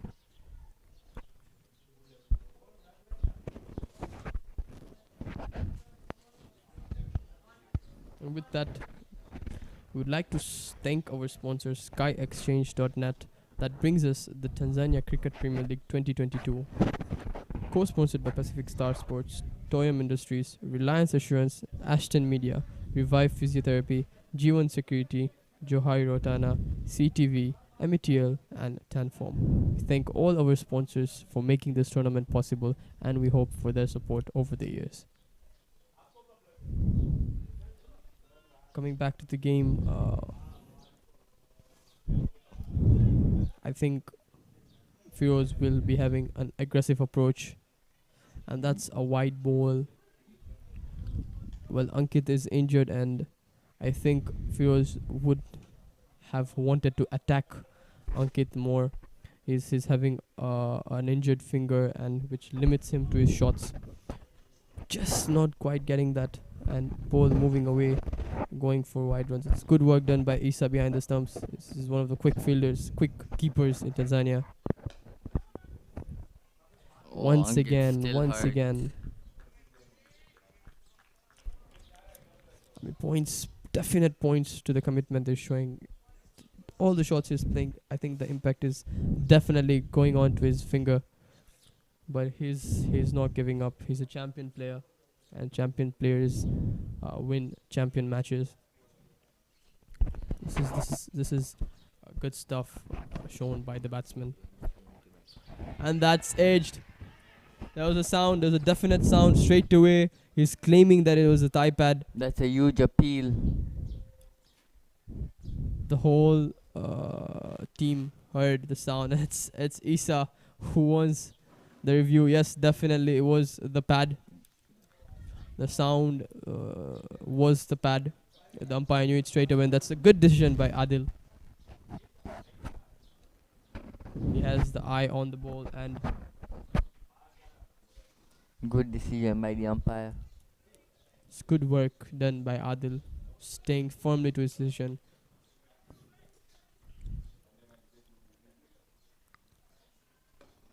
It's a good shot in the gap. This is the shot Ankit usually plays, and that's why Murli and Vishal is over there. That's a beautiful shot, just waiting for the ball, letting the ball come behind him, and then just slicing the bat to get that point area open up. So that's a very smart work done by Ankit. He knows that his fingers is injured, and it'll be difficult for him to play over covers and straight from him. That's why he's just aiming, not doing anything different, just playing to his strengths, which is backward point, and he's produced an amazing boundary. It's 8 runs off the first over, and not the start Firoz would have wanted.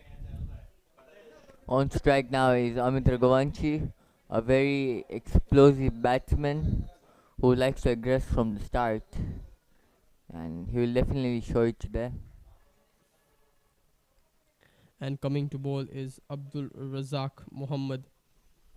The skipper had words with him. He's given him the plan, and it's up to the bowler to execute the plan.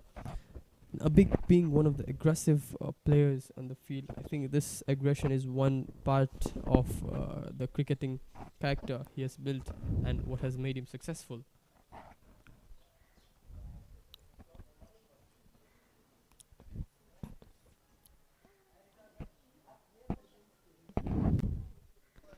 The instructions are given to the bowler by the skipper. The skippers come on to the mid-off area.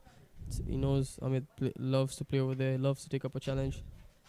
Just onto his pads. Amit glides it behind with sloppy work done by Easy the 2 runs. fielder, and it's 2 runs.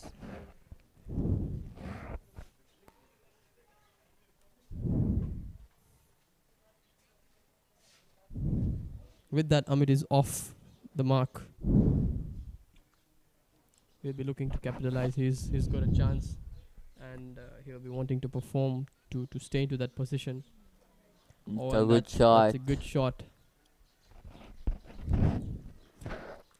Amit, being the short man, has a wide variety of shots because he can play a cut shot, he can play a cover drive, he can play over top, he can play a pull shot. So he's over the years has developed many areas where he thinks and he thought that he was weak and which was limiting his batting. So it's good signs for him.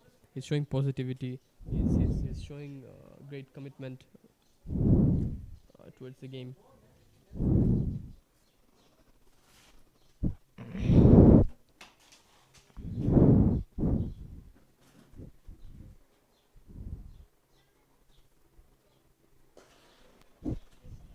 That's a good shot. It's good work done by Nanda Kishan.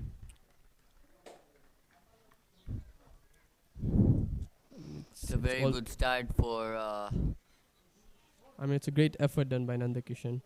I think they have to stop the fours and the singles. It's a good shot by Ankit. He's trying his best. He's giving all of it to the team. He wants the team to. It's a very good start for the TOYAM CHUI challengers. Amit playing very smart, just guiding the ball to third man, just not doing anything where he shouldn't. He knows that this chance matters for him, and he's got this chance to open. He's doing pretty well so far.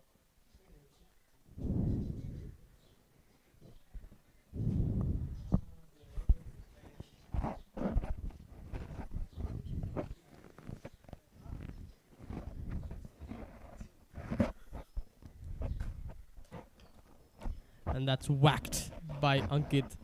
Saw it very early and he knew where to get to the ball. He got to the ball very early and Smash it away. pulls the ball. What a shot. Doesn't look like he's having an injured finger.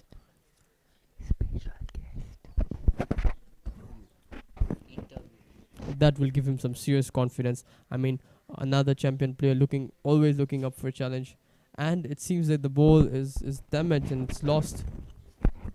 And with sheer power that Ankit has hit, slightly short, maybe the bowler thinking that he's an injured player, maybe, just maybe, if it somehow get that finger to limit him from his shots, and maybe, just maybe, get that wicket. But Ankit had different plans. He saw the ball early, got into position, let the ball came onto him and whooped it to square leg.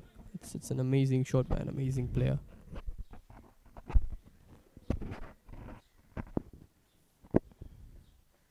Oh, that's a slow ball. What a yes. lovely ball.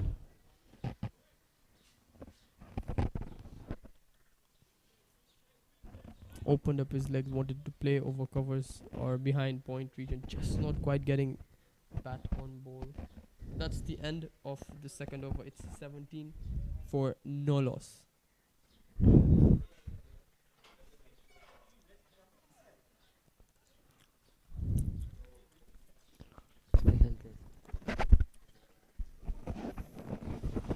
I think both the batsmen are doing a very great job. Ankit being injured and Amit giving him the support he wants.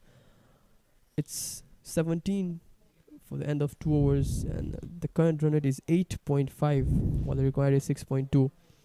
The Pacific TEMBO Stars would definitely be looking forward to a breakthrough. They would want a wicket of either of the two batsmen to give them a sense of relief. Firoz Daudwala onto the attack again.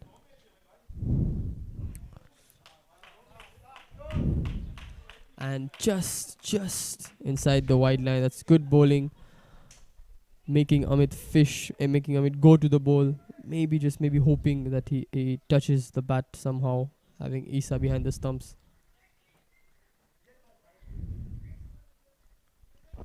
That's really good bowling by Firoz Daudwala. Well, there's one more fielder kept onto the offside. I think this is the plan. That's going to be the plan. Wanting Amit to play on the off, forcing him to play onto the off, and is brought in. The fine leg fielder is kept the covers deep. I think this is what he would want. If he was to bowl, make him play outside off, make him play over covers. And that's a good plan, but Amit somehow manages to drop the ball where nobody was there and just manages to get that one run. It's good batting by Amit Raghavanshi. It's a very good start for the TOYAM CHUI challengers. 18 runs after 2.2 overs, sorry.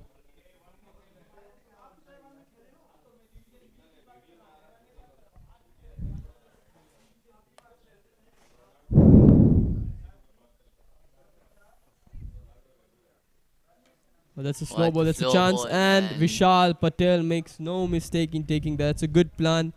That was good execution, and they have definitely produced a wicket. hard luck for Ankit Baghel.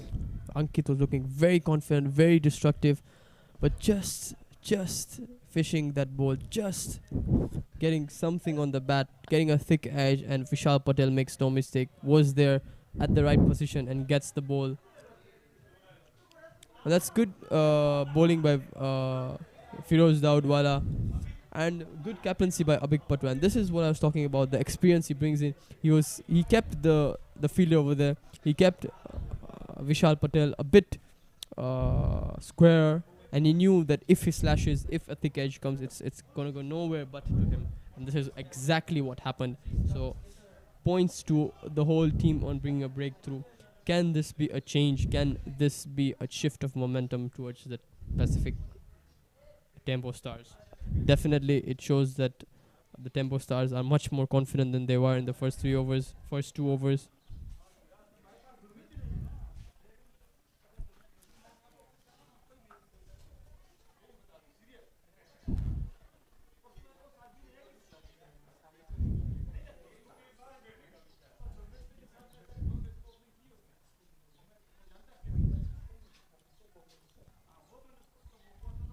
And with that, Abdallah Jabiri comes on to bat. I mean, he's a good batsman, quick arms, strong arms, and loves to play the game, loves to get those singles. He's a quick runner, but on the other hand, Amit, not much of a quick runner. It'll be a good competition. Both of them are such hard hitters of the ball. Amit Raghuvanshi can get explosive and use the power play very much well. And Abdullah Jabiri, who's known to use his power, sheer and raw power he generates. So this is quite a competition. And Firoz Daudwala, on the other hand, just mixing things up, not letting the batsman settle, not letting the batsman get an eye on the ball. And it's good bowling so far by Firoz Daudwala. A young and excellent bowler. Versus a young and excellent batsman. Well, it's something for the first ball. It's a very solid defense, just right below the eye, holding on to his position, showing the form he is in, showing the way he's seeing the ball.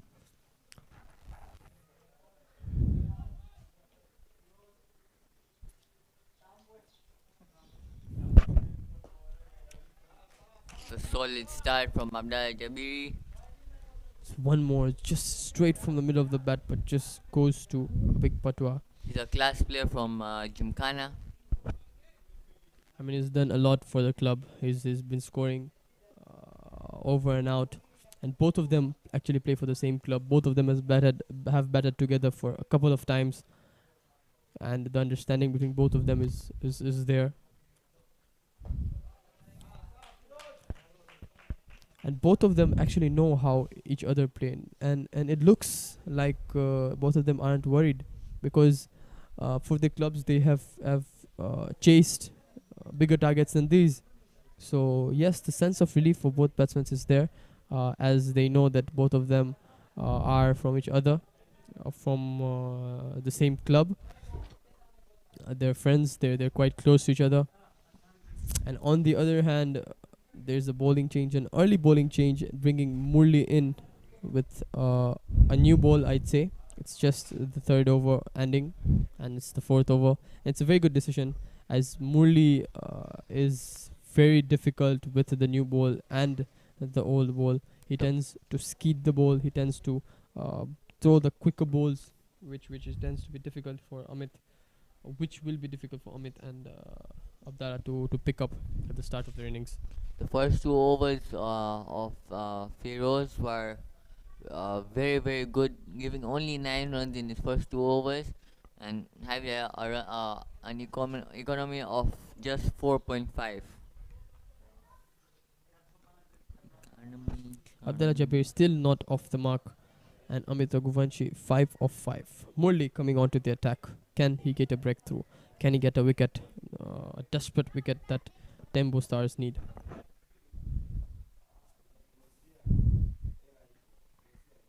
Oh, That's good a bowling. beautiful ball, just leaning. Amit Raghuvanshi stranded himself, had no position to play anything, and just wanting to keep that bat, but misses everything. Class bowler Mohammad Ali. I mean, having Isa up these stumps, it's never going to be easy to get runs off Murli. Just onto the legs, the chance, and got there quite comfortably. Abdallah is not only in the crease having a set of fresh legs, but generally his fitness level is up a notch. He's his fit player. He runs, so running between wickets will be quick, and they will be wanting to up the ante on those ones and twos. So they set and create a base and foundation for the innings to chase such low scores.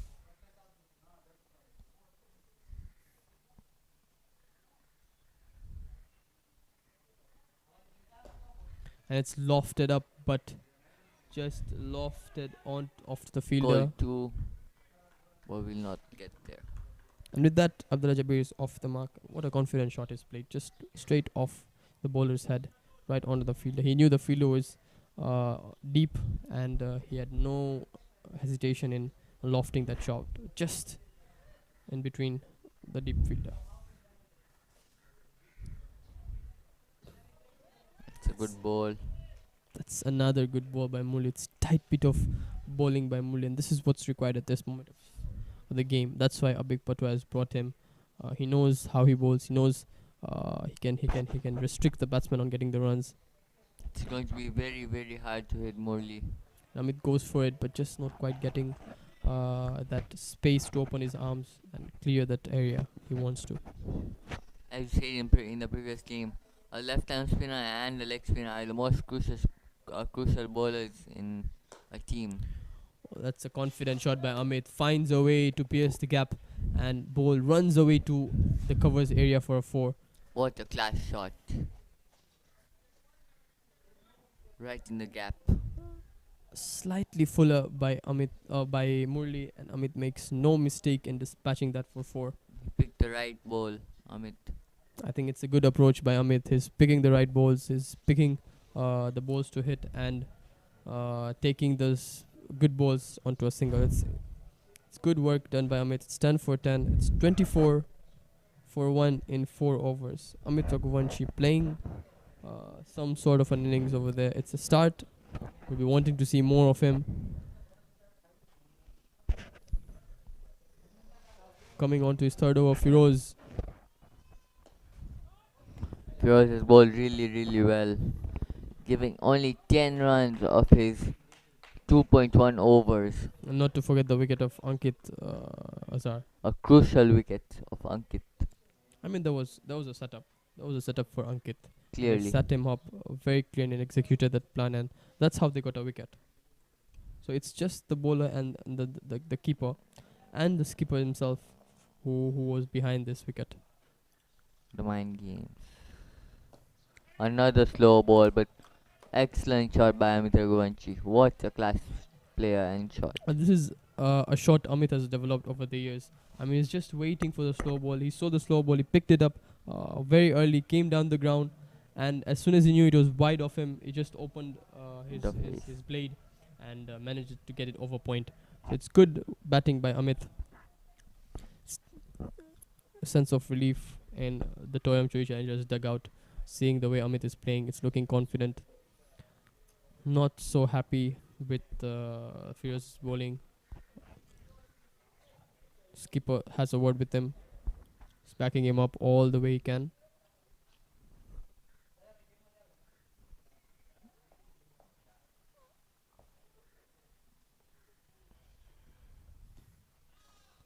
It's the pad, but just going down leg. Amit looking to flick it. A fine leg, square leg, but just not quite getting it.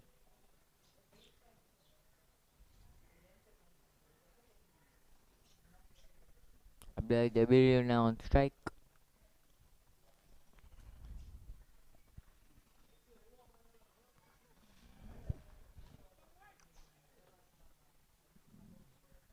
Murli Morely motivating their players. This is what I'm talking about. The strong hands of Abdullah Jabari. Hits the ball with such power that even if it's a mistime or an edge, it will go with so much pace towards the fielder that anything could happen. And having a quick outfield like leaders, this is what's required. It's not quite just only relying on timing, but having that power to hit that ball hard enough to clear the boundary.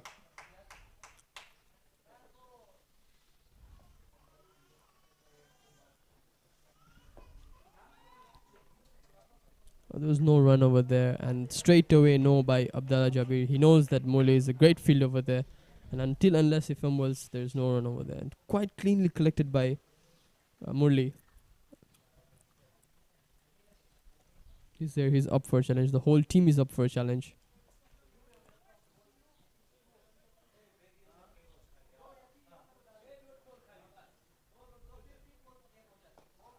It's a good shot, but straight to the Amit looking fielder. to hit it over mid-wicket, but just not quite getting it. He was there to hit, it was in his slot, but I think it's the early stage of the game. And he's played 14 balls, scored 14 runs, and it's end of the 5th over. It's last of the power play. CHUI Challengers are 31 for the loss of 1 wicket. It's a good over by Firoz Daudwala, conceding only 15 runs and having one crucial wicket of Ankit Baghel in his 3 overs.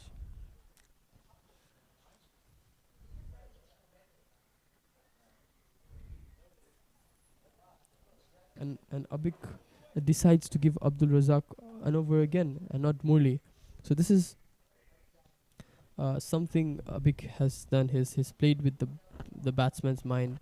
He's not letting him settle with one bowler. He just brought Murli in and he changed him right the next over. He hasn't given him the other over. So this might be a plan for the skipper, by the skipper, and he'll be hoping that it works. So it's Abdallah Jabiri facing Abdul Razak, and comes on to the back foot, just getting a thick edge, just going to the third man. Now Razak is going to bowl to Amit Raghuvanshi.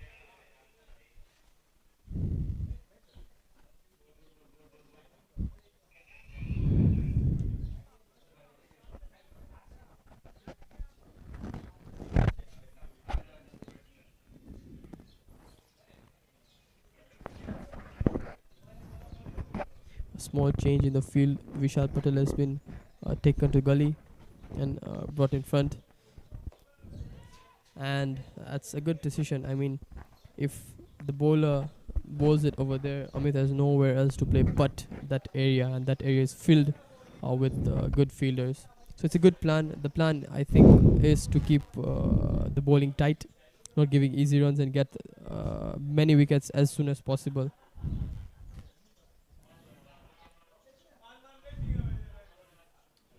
That was a ball to hit.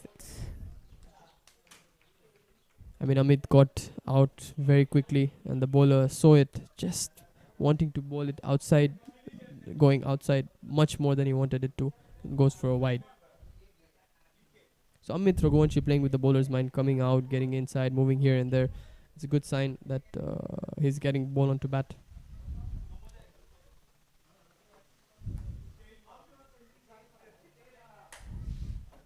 And it's A hit great shot. way over behind point, and that's the shot which I was talking about.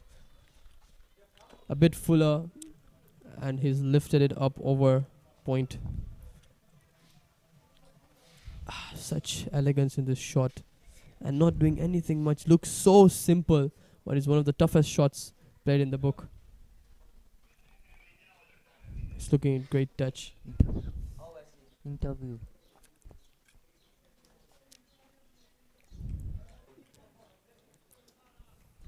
Showing the form he has carried in for years long. He's had 3 amazing boundaries. And talk about the last one, hitting it over point. The class issue. Another And shot. that's What another beautiful beautiful. shot. This time, deep covers. the bowler mean- can't do anything there. two mean- beautiful shots. I mean, Amit is putting up a show over here. He's making the skipper think. And right away, the skipper makes a change, bringing in deep. Zamo going to deep covers.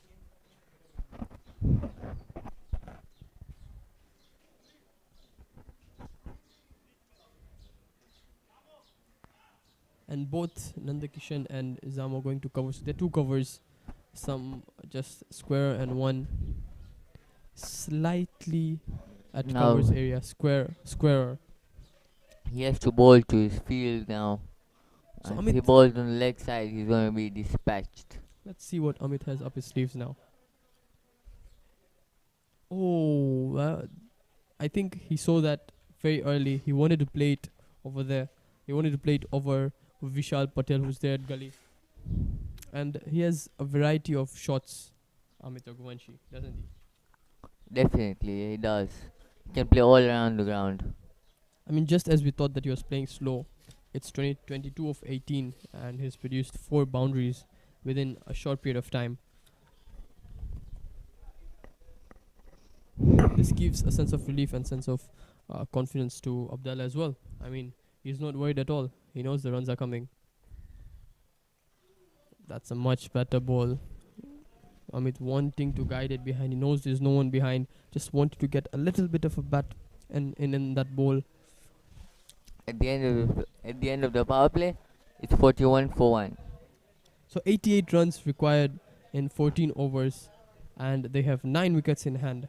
The current run rate is 6.8, while the required is 6.3. It's just runnable, and at the moment, TOYAM CHUI challengers are looking very, very comfortable in the run chase, with 41 runs in 6 overs with a loss of just 1 wicket. Having likes of Amit Raghuvanshi scoring 22 of 19, and Abdullah Jabiri, who just got into the crease, scoring 4 of 7.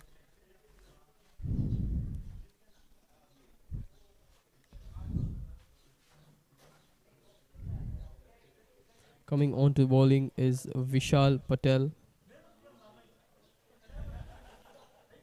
I mean, he's a bowler who bowls a good line, not giving the batsman a chance to hit quite easily. He's having a lot of experience with him.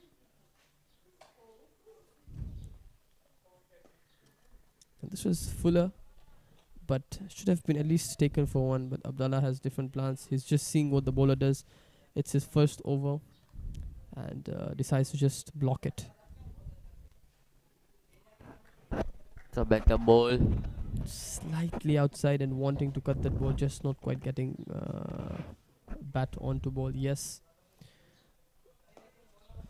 It's a good shot. Can get one there.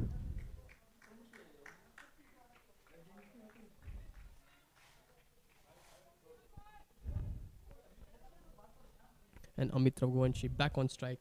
And this is the man who is at the moment looking very dangerous to Pacific TEMBO Stars, and they'll be delighting to have his wicket. The full That's toss. hit very firmly. And did he pick the gap?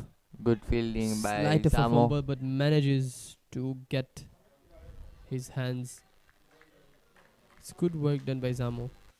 I mean, he's the quickest fielder in the field at the moment. The way he runs, the fitness level he shows, is just amazing. Amit, on the other hand, looking very, very confident. He's getting everything off the middle of the bat. He's picking his gaps. And the sound of the bat, I mean, it shows how confident this guy Good is. fielding by Vishal Patel. Stopping his on the runs on his own bowling.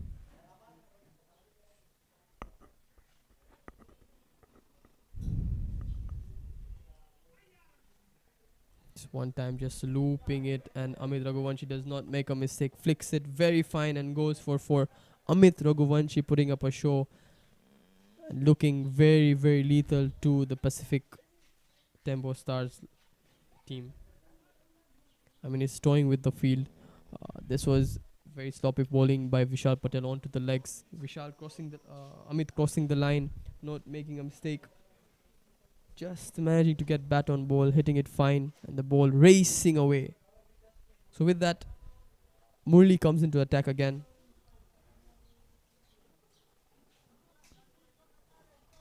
I mean, he's just given 6 runs of his first over.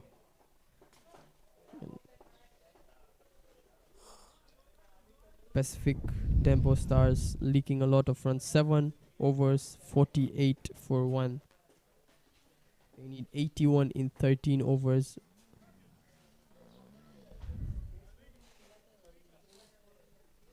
That is less than a run a ball.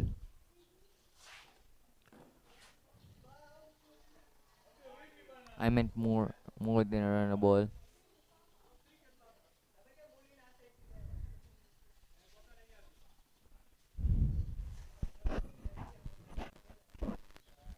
Morley comes back to the attack.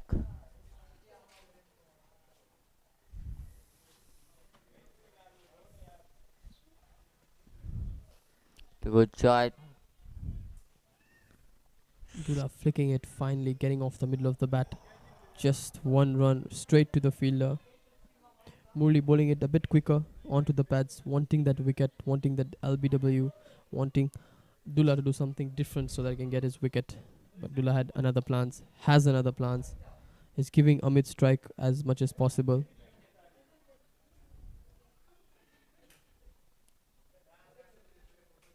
It's a good call by Jabiri. As soon as he knew the keeper wasn't running for it, he made a run for it and got that single. I mean, runs coming however they come do really matter for the team. With that, it's 50 up for the team. It's 50 runs with the loss of 1 wicket in 7.2. It's a very good start since they haven't lost any wickets. Only 1 wicket. Oh, someone bring the camera out. That was a showcase. That was a brilliant shot. It's a back foot onto the back foot and defends it so well.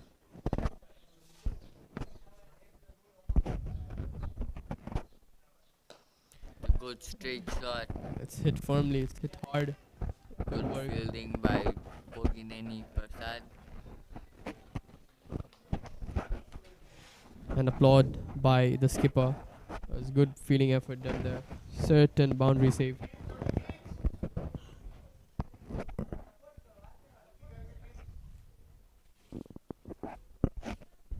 Call him.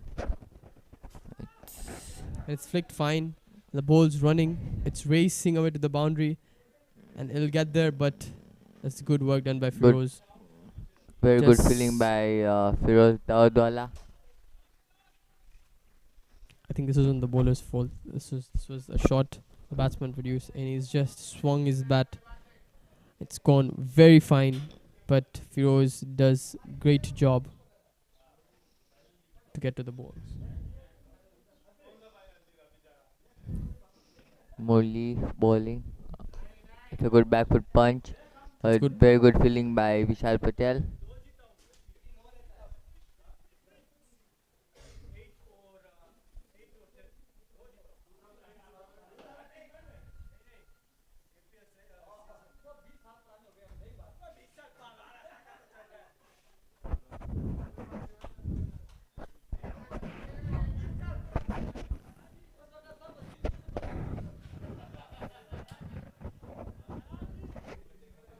Eight overs, 53 for 1. Both the batsmen looking comfortable. Both the batsmen getting runs however they wanted. Abdul Jabiri taking his time, not quite just opening up yet. It's 9 of 15 he's played. Coming to bowl now, Alhaj Makange. He's one bowler who bowls a good line and length, good sheer of pace. Also mixes up a lot of things, and this will be needed in a pitch like that. He will be wanting to get Amit's wicket, and Amit, who's played an exceptional innings, 28 of 23, will be looking to play the cheeky shots. He plays the sweeps, the paddle sweeps, the slog sweeps, the overcover shots at this stage of the moment. But it's never easy having Isa up the stumps.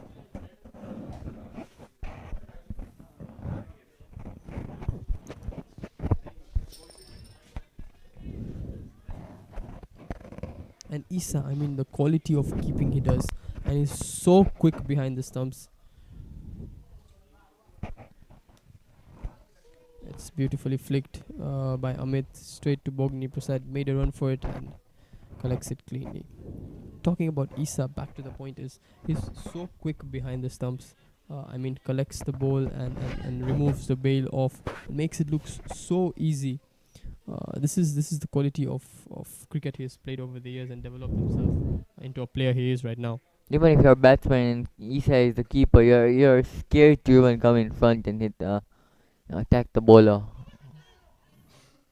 The ball slightly coming in, but just hitting the thigh pad of Abdul Jabiri. It was a half appeal, but as soon as the ball hit the thigh pad, they all knew it wasn't out. But Amit Raghuvanshi made a run for it.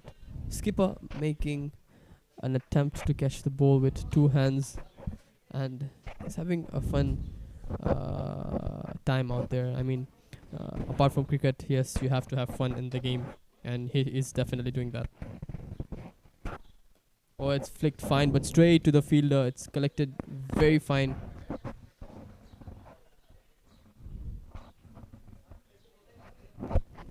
Quickly adjusting to that shot and making sure he's got that run.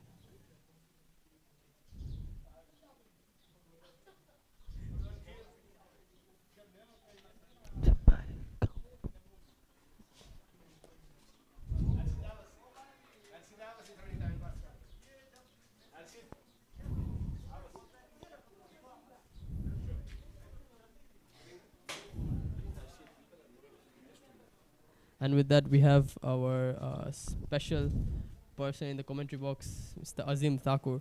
Azim Thakur, what do you have to say about this game over here? It's one game where we know that Abik Patwa isn't having a good time in the APL, and coming on, his team is struggling at the start moment. So what do you think will happen in this game?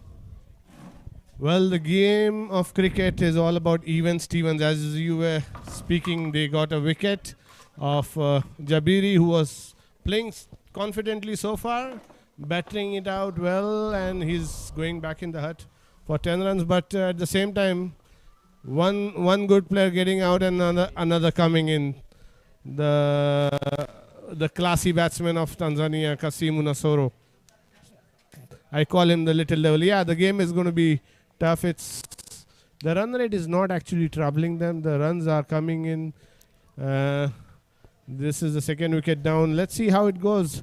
And at the same time, I would want to say, Azhar, you enjoying your commentary part? Yeah, very much. Yeah. Yeah, we all are enjoying hearing a youngster like you Thank you. online, sitting back home. We were enjoying your commentary, and it's nice to see everybody Thank getting you. together in the game. Yes, it's a tough game still. It's very hot out there. Depends how the pitch responds, how do they plan. They have good bowlers with them. Al-Haji is there. I can see Bogineni Prasad on the ground. He's one of the very good bowler in the depth. I hope Abik is aware about it. That's a challenge in TCPL. A lot of players who come from A division and they don't probably know what quality B has or what players they have. I'm sure you might have seen him in the training. That's the reason he's playing today. And then we also have Murli, who is normally a very good player, but just the way Abik Abik is having a not so impressive TCPL. Murli past 2 or 3 APLs, I'm observing him is not so effective in the APL. I don't know. Maybe it's just the APL pressure. Yes, the pressure is always there.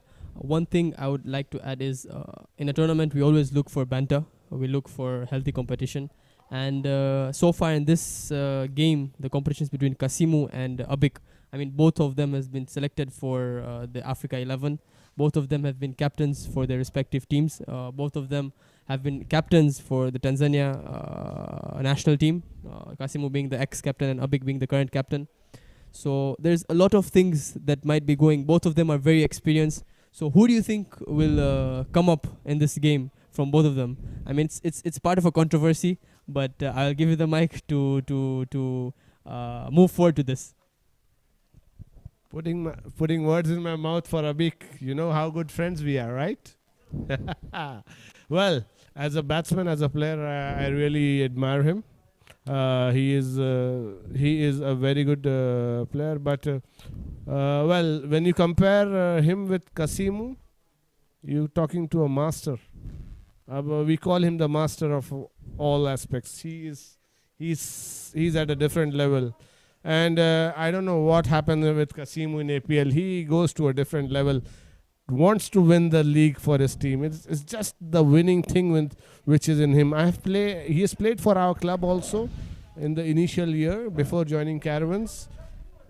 He's a competitor. He doesn't believe in losing. He knows how to use his players where and get the best out of them. If you know Abbas Sayyed from the B division, when he used to play for us, Kasimu used to use him as a go-to-go bowler. Yeah. So today Abbas is doing nothing in his probably team. Is not that effective. But if you have a captain who knows where and how to use him. Now Abik also has a very, very nice bowler in play in the name of Boginini Prasad. But he's bringing in someone, Salmin, who doesn't bowl for his own team. So that's a difference. It's just it's just not the reputation counts. It's how much of a homework as a captain you have done. I wouldn't say anything wrong, but yeah, how much of a homework are you doing as a player? This player has come into my team. What is he? How is he doing? Need to take some references and stuff like that. I'm sure he'll learn with time. And yeah, Kasimu, he is very good at things. And and the way I look at it, this game, Amit has really taken it to the next level. And let's see. It's a tough game. It's still even Steven. The morning game was almost in CHUI's hand, and too overconfidence running, I would say, from them. And this tournament is brought to us by SkyExchange.net, who has also brought to us a fantastic technology of third umpire review, as in the run-out review, which can be taken. That's a cracker. Cracking cut shot, and I can see Salmin was the bowling. You can see a fielder running and really stopping it. Very good shot for 2 runs. Samo. That was Zamo. Yeah. So yeah, it's in the morning game. The game was almost in CHUI's hand. There was nothing much to do there. The moment Adnan came into ball, he pierced in few dot balls, and that created pressure. Run-out started happening. So anything can happen, bro. Anything can happen in this game of cricket. Cricket is not done till it is done. So what Abik does or what Kasimu does, end of the day, some rookie will come and do magic for you. Never know. Boginini Prasad comes and does a magic for you. And I've seen him doing like 1 over 3 wickets kind of a bowling he has done for this club. I have viewed it from my own eyes. So yeah, it's about the captain to know who is what and then how he executes his plan. That's very well said and very well kept. Speaking of batting, Amit Raghuvanshi on the other hand is looking very strong, very, very confident, and he is looking to take on the bowlers. Yep. But on the other hand, it's Kasimu on the non-striker. So who do you think is an important wicket at the moment? Amit Raghuvanshi making it look easy in the run chase, and Kasimu, we all know how steady he is and how he creates himself into a run chase, how he transforms his innings. So yes, what do you think is and who is an important wicket at the moment? Who has to stay? Both are important wickets, I guess, because if one goes out, then the other one will lose moral support also. So, and he'll kind of start losing his confidence also. So both are very important wickets, as for me. Yeah, when you lose a partner, the rotation stops. You know, it's like how we back in our club we work. When Murli is stopping runs from one end, Ankit tends to get wicket because Murli ties up with the dot balls. And when that's a very good ball. There you talk about the wicket. That's called commentator's curse, guys. Amit Raghuvanshi trapped in front, and Al-Haji, yeah, that's what I said. Anybody can do any kind of magic, and look at Al-Haj doing that. Al-Haj has not been playing DC leagues for some time, and he comes and he has a point to prove the way he's come into this TCPL. He's bowling his heart out here. He's bowling and he's showing his talent.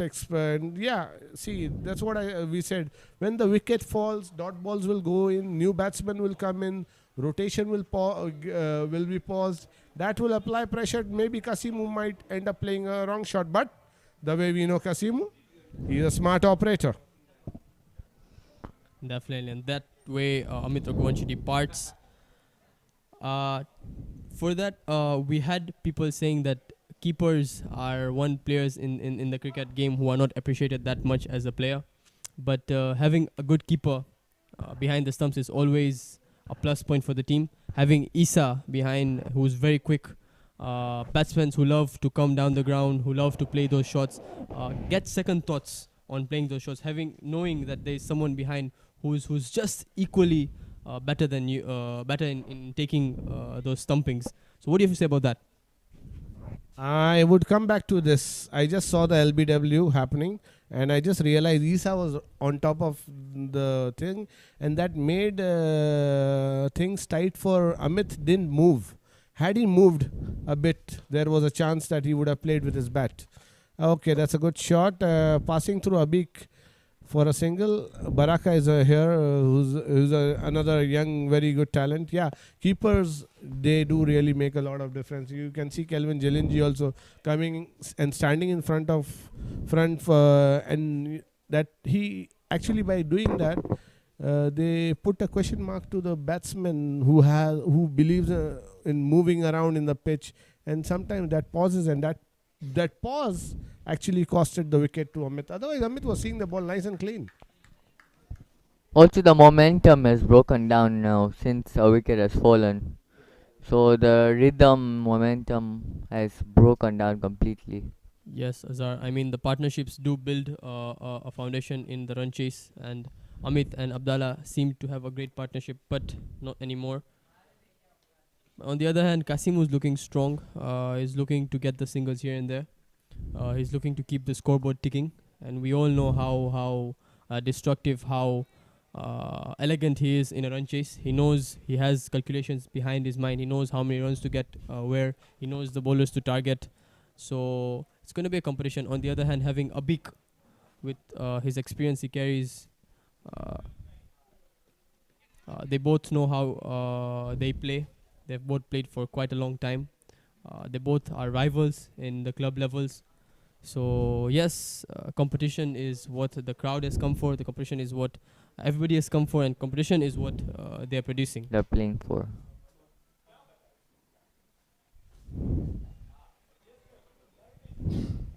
Yeah, it is, and I would also like to bring in.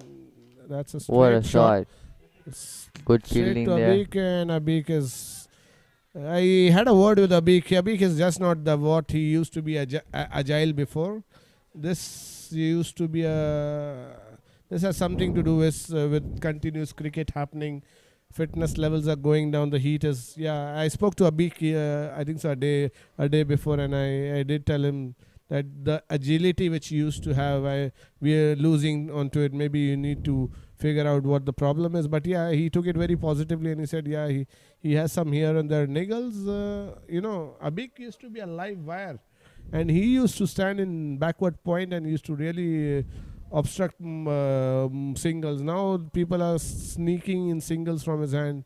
So he has to figure out what is the issue. Okay, now coming back to the game, I want to also bring to your notice Baraka. Baraka is a player who had gone to train with National Cricket Academy of India in Bangalore under the likes of all the international players, and those days Rahul Dravid was the head of the. That's a nice shot, straight drive for a single.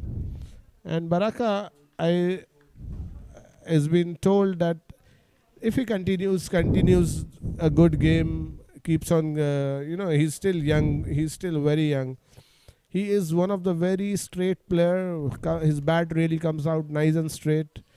It is up to him. He's got a huge potential by a lot of experts talking about him. He just needs to realize his potential and execute for himself and bring. That's a nice ball. That's a very nice ball. Welcome. Again, the keeper staying up, blocking the footwork. And that footwork blocks the movement of the batsman. And back of length ball goes for a single. What a great Sorry, ball. for a dot ball. Yeah. Is it reviewed? The umpire's gone upstairs, checking the stumping. Isa thought his leg was up, maybe. That's how quick Isa is, as we have seen now.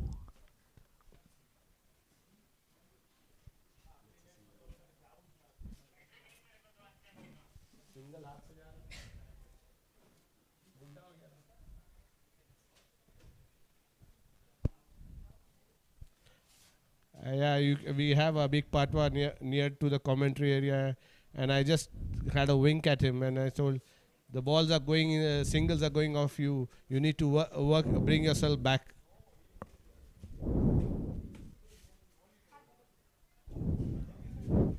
We usually have a lot of bantering among us. That's not out.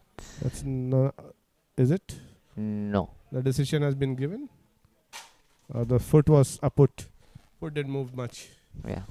So that's a nice technology utilized by brought to us by the lead sponsor SkyExchange.net in collaboration with Pacific Star Sports and TOYAM Industries, and that is again a review taken, and this is Isa's smartness. I feel he intentionally did that. We can pick it out in the replay. These are his things which he does. He rattles the ball here and there, and then he throws it back very accurately. Look at the presence of mind. These are the advantages of having such a good keeper behind. And not in the frame. Yeah, I can see the bat. I think it's out. Well, let's wait till it reaches. Out. Waiting.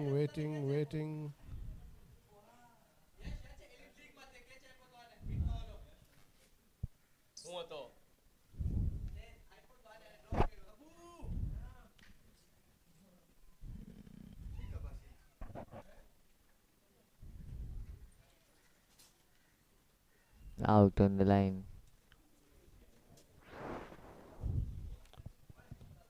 That's given out. What a close one. That was a close one.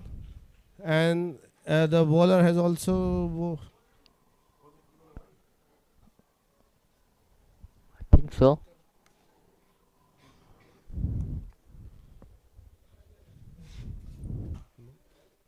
It's a dot ball.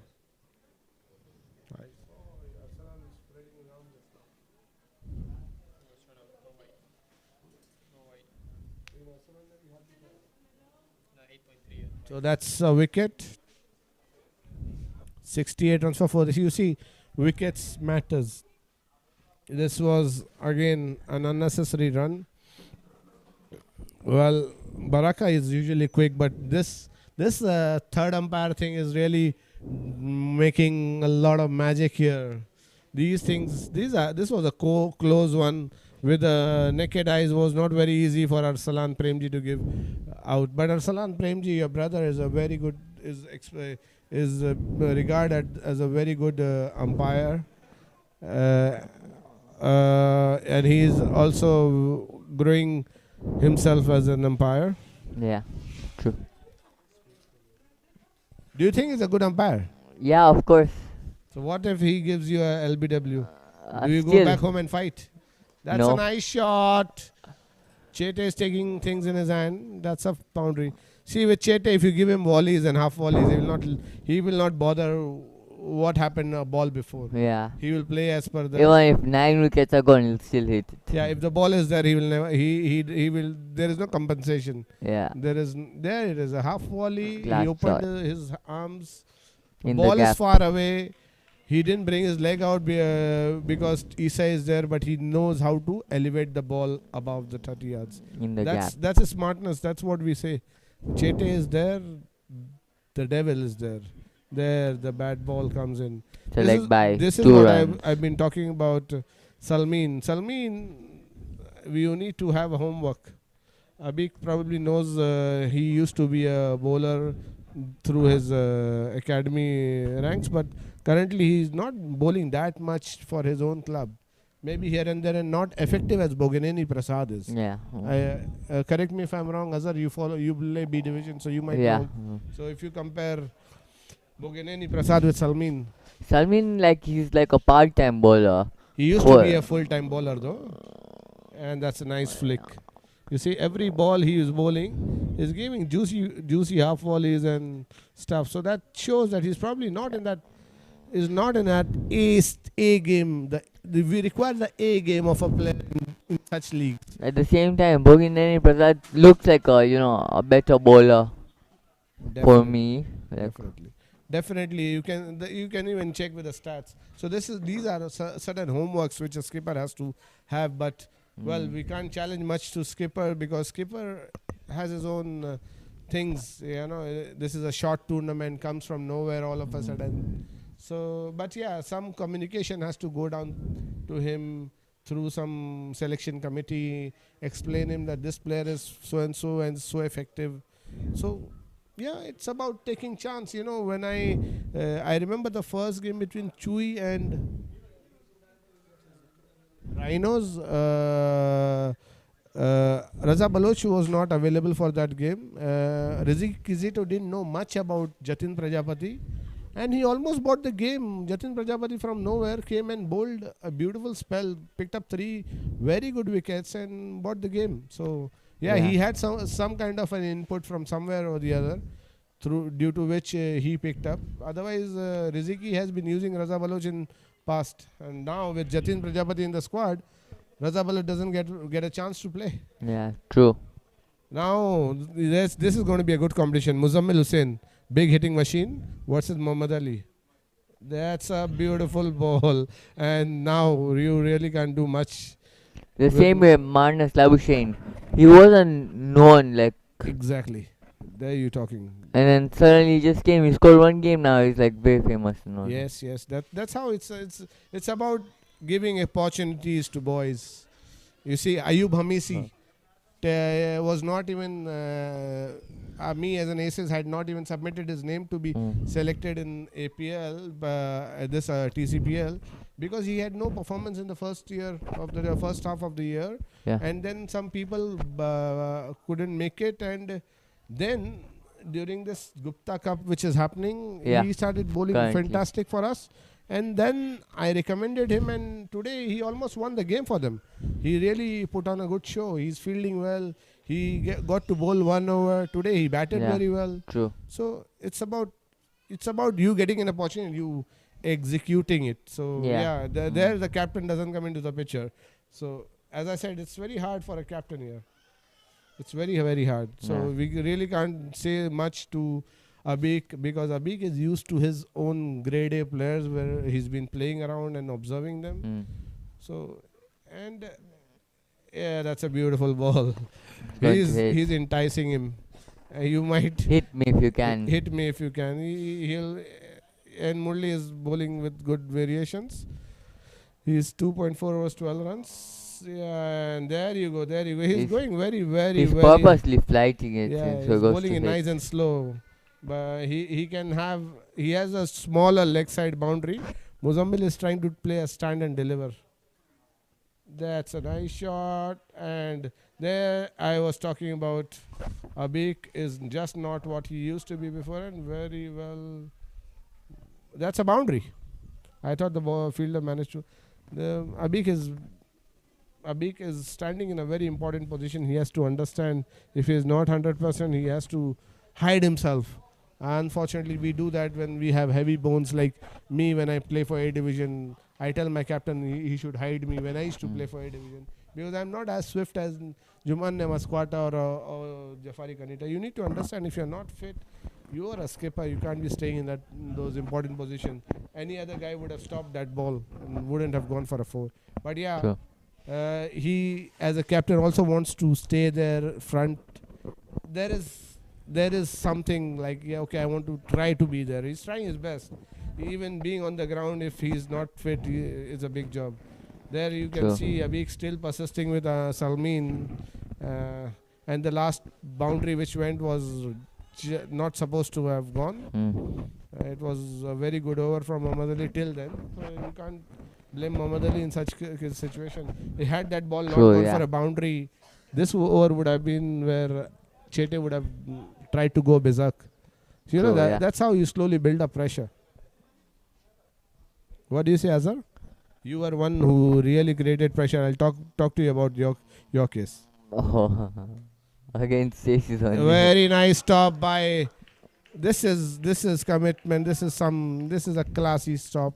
Very well done by Nandu. Nandu has been on top of his game with all his weight. He has used that weight to the right place while batting, and now he is trying his best. He's been very good this tournament for this team. Yeah. And now I'm talking about the pressure. You remember the finals of T50? Yeah. Aces versus Aga Khan. Yeah. Yeah. We were going great guns, and that was a good swing. Very high scoring game. Yeah, that was one of the highest scoring game. Had it been chased, there would have been the biggest chase here in the history of 50 overs cricket. But that was a fantastic game. Yeah. We were going berserk. We had gone down. The run rate had gone down below 6. Yeah. With 330 runs, we are chasing. You come from nowhere, bowled, got me out, got I think Sankit out. Ijaz, and then Ijaz when also. Ijaz was going berserk, you have been brought back into the game. Yeah. And that's a nice shot. I wonder. 1 run. Chete is asking for a second, but Muzammil is not quick. So, yeah, and you came, bowled dot balls, wicket Ijaz, then over dot balls. You picked up the run rate from nowhere to 10 runs, and then eventually you were the game changer of that game. Had you not been there, every other bowler were happening. Like even Ahil was getting hit. Yeah. Hit very badly. That's a good throw, good fielding by Bogineni. A little wayward though, but he did try well. Yeah. So yeah, when I talk about pressure, that's how pressures are built. You know, you bring in a different bowler. So you came bowled. Your first spell, you got Ankit, you got me. We were going okay. Yeah. And then you were stopped. And when the things started getting bad, you have been bought back because of your trajectory and spin, slow ball effect. You were very effective, and you bought the game back for Aga Khan. Yeah, what a shot! That's a good shot. Good feeling by Abik. Abik did a good stop. Yeah, so these are things which happens. The captain was very, very smart to bring you back. And I'm talking about the best captain in the country, Azaz Bhai. He knows where to pull the wizards. Yeah. So now what do you say? You've played around with Azaz Bhai for since you were a baby. Yeah. And you're still a baby though. 87 for 4. What do you say? The runs, 6.8 runs required? It's not bad since the Kasimo is still there. Yeah. I think so. Olympica is still there as well. Not yet. He's still back in the dugout. They still need 7 runs and over. Yeah. That is not bad. With Kasimo and Olympica, it's easy for them. But just they should keep going the same way. Muzamil can accelerate later. And Murli has one over left. And to be honest, I don't think there's any other good, wicket-taking bowler. You can see Murli has only 1 over left.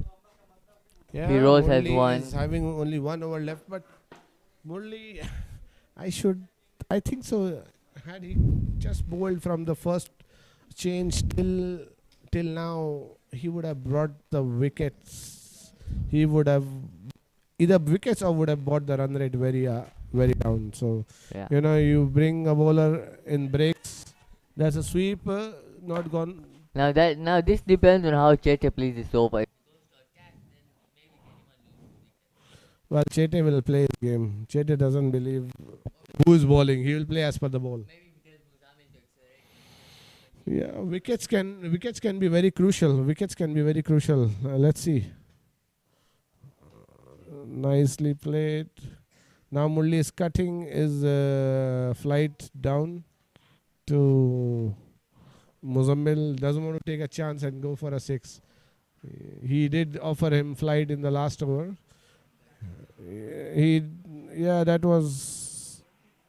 That's a nice ball. He's flighting it. Chete is playing a nice cover drive. And Vishal Patel is on the long off boundary again. Again, not a player who's supposed to be fielding. Now, these are some challenges which you need to look into it. But now I'm surprising Abik is ran to long off, who is not able to stop balls in the extra cover. But he prefers maybe being outside, because in the last over here in the long off he did a very good stop. That's a nice ball, and that's a beautiful shot. Yeah, as I said, Chete is not going to play like extraordinary. He won't try to manufacture a shot. See, the ball was a little short close, and he used the pace of Murli. Murli tends to bowl a bit faster sometimes.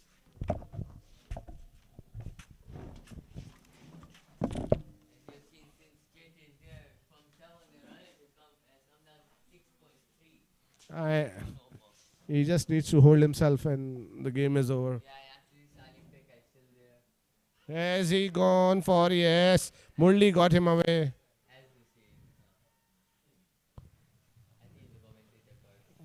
Chete is asking for a review. Unfortunately, we don't have a DRS. We just have a third umpire. We don't have a DRS. Do we have a DRS?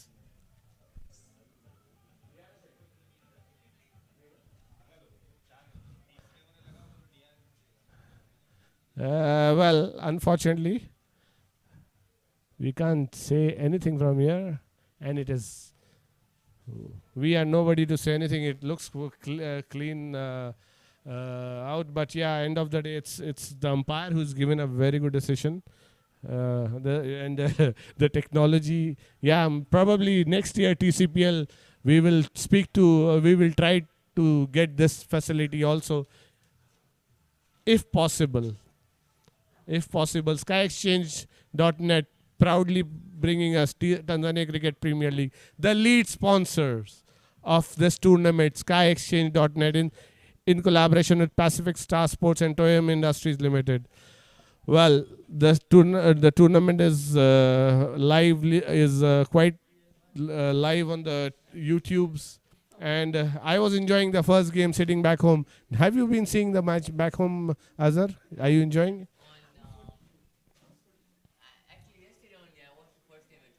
Yeah. On the phone or on the TV? Okay, that's great. Because see, that's what I'm saying. When I was watching it on YouTube with the smart TV, oh, fantastic. It looks like I'm watching a World Cup game. Nice. Completely clear. The production team is doing a fantastic job. The production team with so Lucky and his other boys, along with the other guys, the local staff. Olimpika, yeah, Murli tried to get him away the very first ball. But 95 for 5, 11, it's 15 overs, 95 for 5, 6.8 runs needed. Olimpika has to stay there. Muzammil.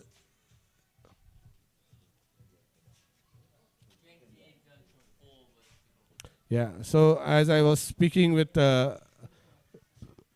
about the production team. The local company Third Eye Production has done a fantastic job in collaboration with SkyExchange.net, Pacific Star Sports and TOYAM Industries Limited. They're doing a fantastic job bringing us live and clear all the way from Kinondoni Leaders Club.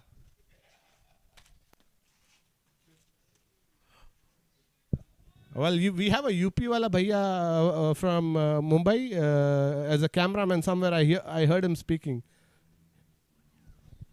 Does he carry Pandarpuri? Nice shot.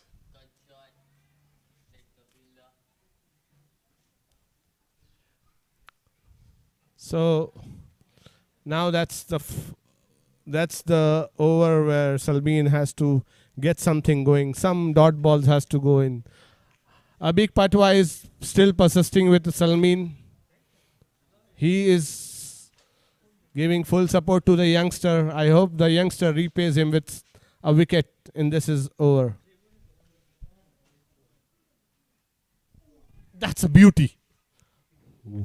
Well, coming back to Salmin, he was being taught how to hold the seam by Alimpeka, the guy who is bowling it.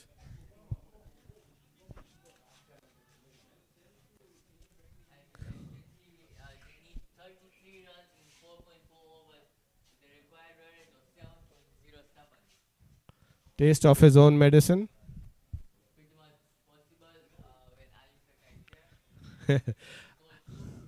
It is going for 4 runs. Salmin, he bowls a beauty, then he puts one down the leg. So unfortunately, that's 100 runs.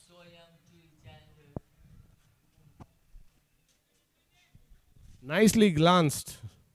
Alimpeka is known for his glances and his cuts. He's been fed in his strong zone and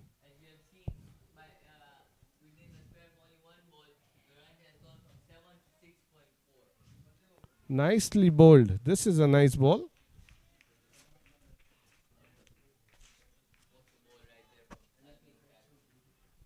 I need to speak to some tent because the sun is right on top of the commentary box. We didn't have the sunscreen because we came to actually not being on the ground. But the sun is nice. A lovely dragged him into the drive, but it's going for at least 2 runs. You can't stop Alimpeka. He is a live wire.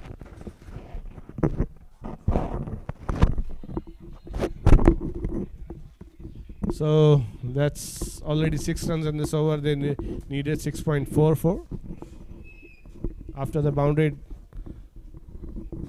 25 balls and 27 runs. So it's like bread and butter stuff. Until unless some magic happens. Where do we get that magic from? Maybe Abhi comes and bowls. And there, just not his day. Just not happening. 4 runs. I think so now the run rate would go down.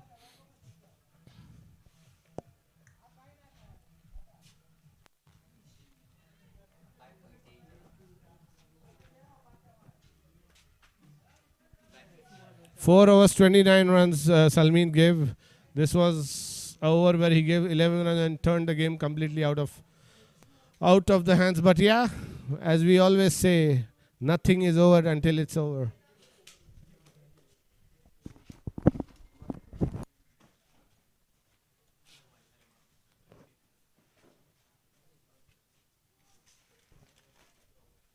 So it is 106 runs for 5 wickets. With 4 overs to go, they need 23 runs. TOYAM CHUI Challengers wants to register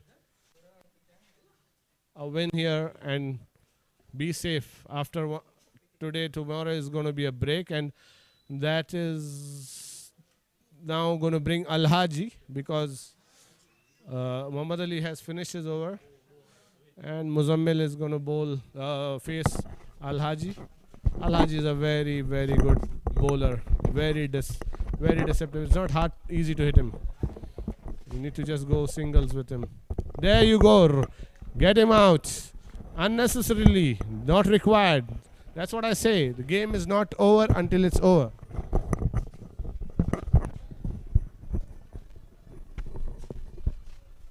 Can I have a small break till that time, and Yash can take over from here till the end of the game? Yes, definitely. That's one big breakthrough that Al Haj has produced. That's the wicket of Muzammil. The ball getting in, cutting in, going onto the stumps. Muzammil looking disappointed. It's 23 runs now needed of 3.5 overs. Things are getting a run a ball, completely a run a ball. I mean, the wicket of Kasimu really did matter. was a But big still wicket. Alim Pekka himself Al- is still at the crease. Coming in, the Alim very Pekka on the other experienced hand- Suraj Pala. Alim Pekka, on the other hand, has bowled magnificently and he's batting so well at the moment. Can he take the team through? Alim Pekka batting at 10 runs of 6 balls, scoring 2 boundaries.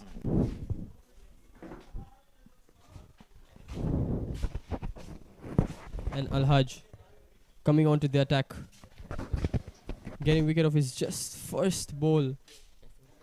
He's just conceded 7 runs of his 2 overs and he's got 3 wickets. I mean, that's magnificent, that's amazing, and what a day he's having. Suraj Pala on strike facing Al-Haj Sadiq. Coming on to bat is Suraj Pala. One more batsman who can hit the ball very hard, but he takes time to get into the game. But nevertheless, he's on the crease. He's with Alim Pekka, and it's just 23 runs needed from 3.5. The good ball by Al-Haj.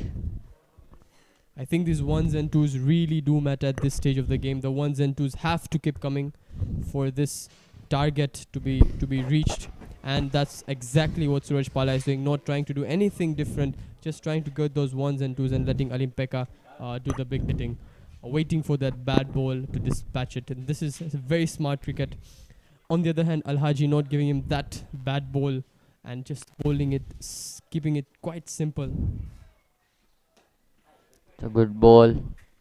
He's getting a Straight to thick the edge, fielder. wanting it to play over covers, but just not getting that elevation, going straight to Murli.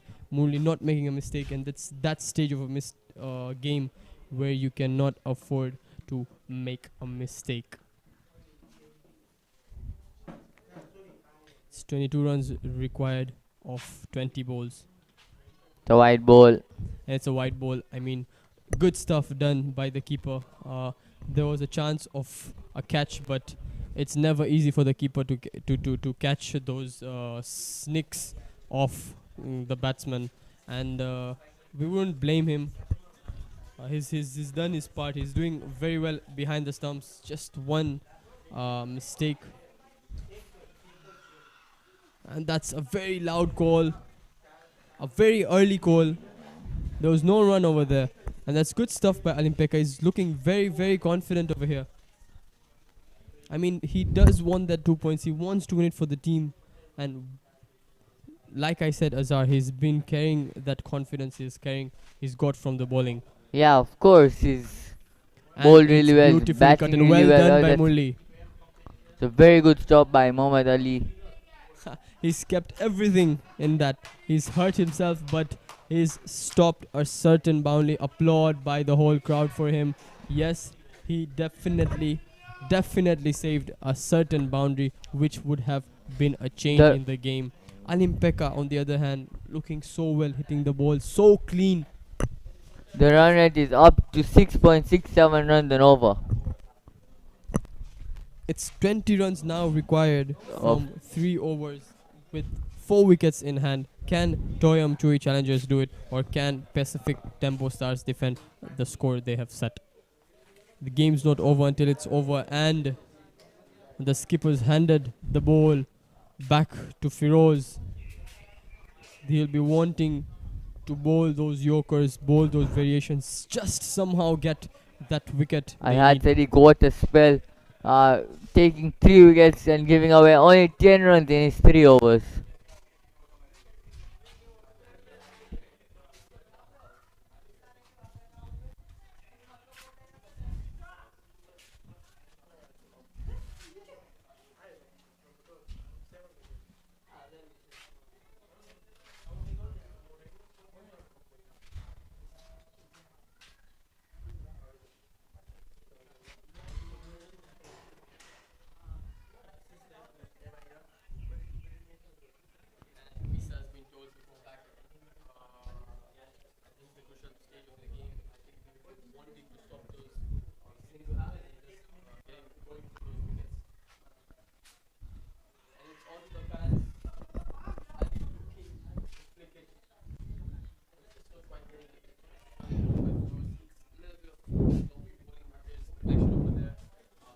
19 runs now needed from 17 balls. Down to run a ball, down to the wire. It's that stage of the game where the game can go anywhere. 4 wickets in hand for the CHUI champions. But never going to be easy for them. Having Firoz bowling, using that variation, and since batsmen are not set yet, it's game never going to be easy. It's going to be difficult. It's just how Suraj Pala will play Firoz. And he goes for it. It's a healthy edge and goes over. Third man goes for a four. It's a lucky boundary, but they'll take it however it comes. A boundary is a boundary. Not so lucky for Firoz and the TEMBO stars, but Suraj Pala will be delighted with that boundary. Swings the bat, gets a very healthy edge, goes over third man and runs away for four. I mean, you can't really blame the bowler, can you? Definitely not. It's not even a bad ball. It's a lucky edge for Suraj Pala.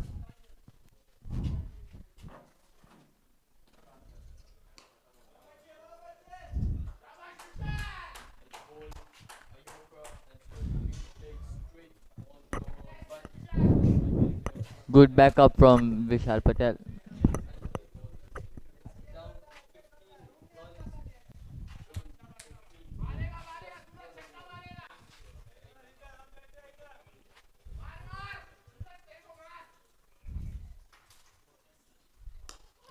Good shot.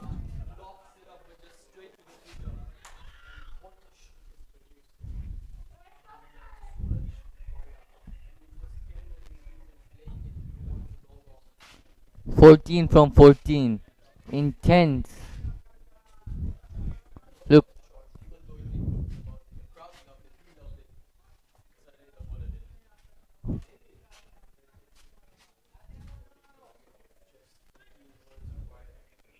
Or 14 balls. It's a slow ball and gets all of it. Ali Pekka What a shot. just below his legs and he opens up at just the right time. The TEMBO star skipper is not happy with that. That's under the bat, in the slot, and out of the park. Much needed six because outside off swatted the ball and got all of it, making sure he got the middle of the bat. That was in the slot and out of the park. Good comeback from Firoz, but I mean, things have done for a six and what a six it was.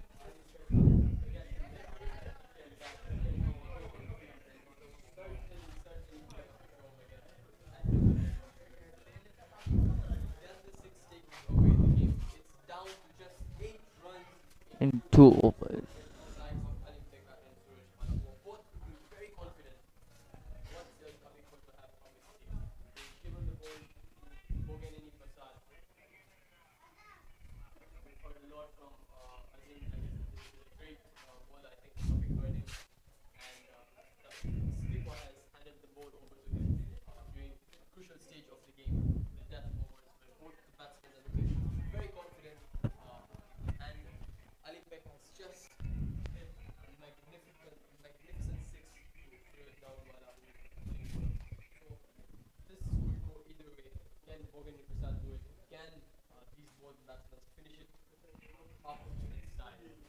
Stay tuned. The crowd is holding their seats. Everybody's just watching and wanting to know what's going to happen next.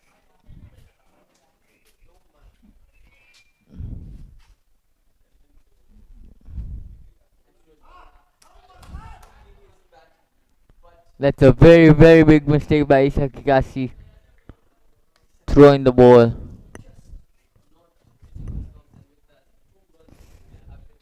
7-11.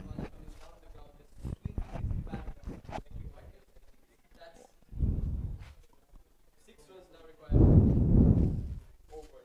Bogan Prasad bowling the first ball wide, which is not required at this stage. The TOYAM CHUI challengers are 1 hit away from victory. The white ball.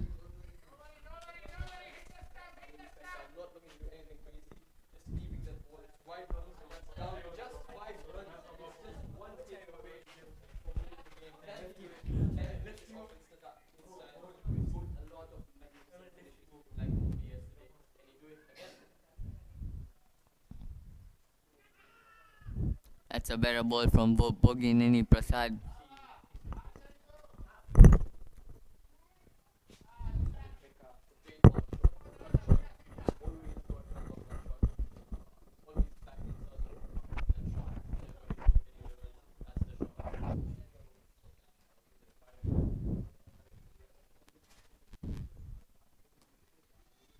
Can easily get two right there. Easy two, easy two.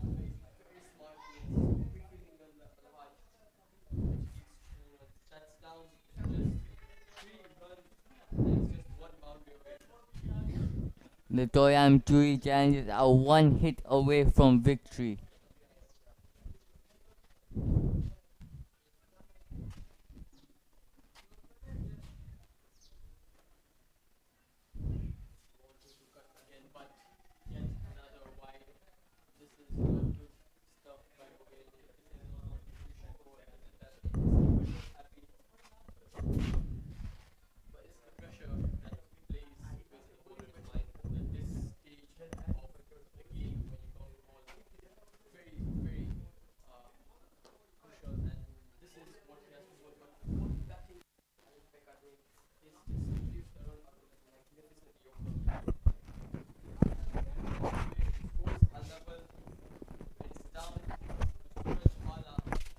Ali Pekka has handed off the game to Suraj Pala, saying that mate, you can finish it off. And can Suraj Pala finish it off this time?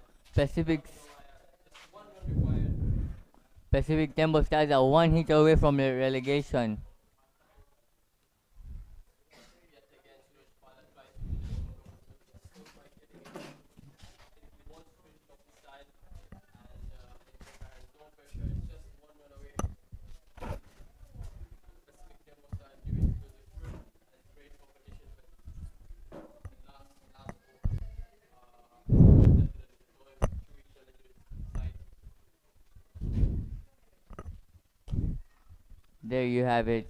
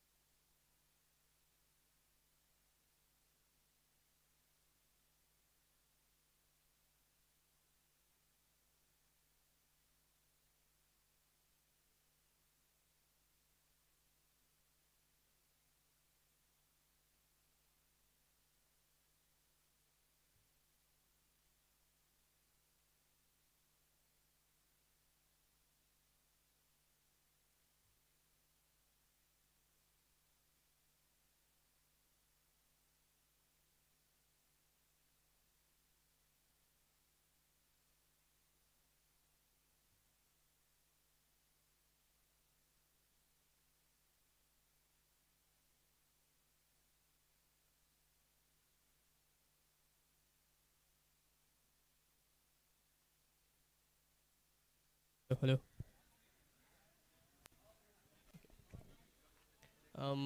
Good afternoon, everyone. SkyExchange.net brings you Tanzania Cricket Premier League 2022. Welcome to today's. Hello, hello.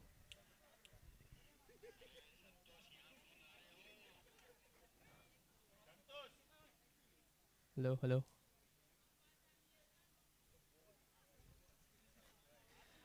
Um, Good afternoon, everyone. Good afternoon, everyone. SkyExchange.net brings you Tanzania Cricket Premier League 2022. Welcome to today's Man of the Match presentation. Today's match was between Pacific TEMBO Stars and TOYAM CHUI Challengers. Pacific TEMBO Stars going on to bat first.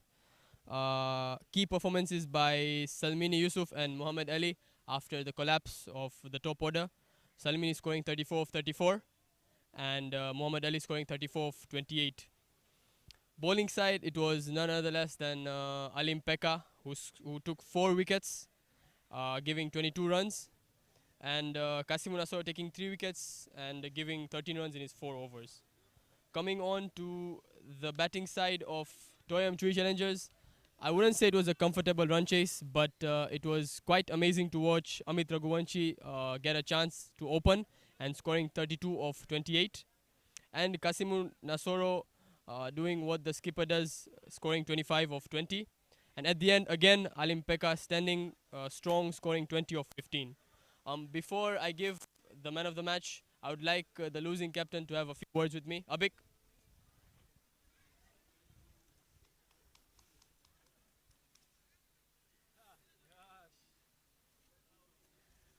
Abik, not the result you've been wanting for. It's the 3rd loss of your tournament, but you've been known for making great comebacks. You've been known for your aggression. What is going on in your mind right now, and what is your plan to move forward? Look, it's obviously not a good feeling that you lose 3 games in a row. But and again, every game we've got one side that is not performing. So today again, batting was not up to the mark, and that is where we lost. Going forward, obviously we need to be more aggressive, and we had this one thing in mind that we don't want to. I've told the guys as well that look, it's TCPL, it's a big tournament, but you don't have to take pressure. Every year we come up with a new bunch of guys, and at times it takes a while for people to gel in. But some of the guys, some of the teams gel in quickly. So I think this is where the issue is. But look, last 2 matches we want to win and see where we are. Definitely. Talking about banter, I mean, you've been playing against your rival, that's Kasimu, and both of you have been different from your games. You're an aggressive cricketer, which has given you a very big platform, and you've been performing in different areas. While Kasimu is much of a calm player, but it seems that Kasimu has been winning you over this tournament. How do you feel? It doesn't matter when it comes to the country, when it comes to the national side, I'm his captain, he's my vice captain, and when it comes to Africa as well, I'm the captain, and I decide what to do with it. So the banter continues here, but I've got the upper hand because I'm the captain of the national team and the Africa 11 captain. So he can have his, but the bigger stage, I have the last laugh. Well, like this game, we all were eager for you to win. Wish you all the best for the next 2 games. Thank you very much. I would like to call Kasimu, the winning captain, to have a few words with me.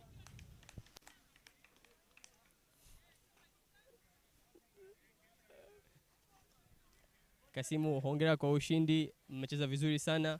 Nini ambayo inachukulia kwamba game hiyo inakupendeza? Kuna match 2 kwako zimebakia. So what do you think will give you a platform to qualify? Napenda game ilikuwa nzuri na tumejipanga vizuri kwa ajili ya game hii kushinda, kwa sababu ilikuwa muhimu sana. Na pia game 2 zilizobaki na mwisho inabidi tushinde, tusogee juu pale tuwe top.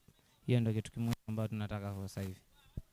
Kuna watu wengi wanasema kwamba timu yako it's the strongest side. Kuna bowling ambayo unayo ni very strong, kuna batting ambayo una very strong, na kuna Alim Pekka ambayo anakufanyia batting, bowling na fielding. So what change ambayo unataka kuweka kwenye team, au uko na team hiyo uko happy? Wachezaji wote ni wazuri, pia Ali pia ni batsman na ana bowler pia na fielder mzuri. Kwa ni wote tu, mtu yote akipata nafasi atakwenda, kwa sababu team sawa ni strong team but lakini kidogo muona game mbili tumekuwa betting hatukufanya vizuri, ndio maana muona tumekuwa chini, lakini sasa hivi kidogo kila mtu anakuja kwenye touch. Nafikiri game zijazo tutakuwa tutacheza vizuri zaidi hapa tulipocheza. Ngoraka kushinda game hiyo, very well played. All the best for the further games. Now for the man of the match, I would like to call Azim to give away the man of the match. The man of the match is none other less than taking 4 wickets and scoring 20 runs, Alimpeka.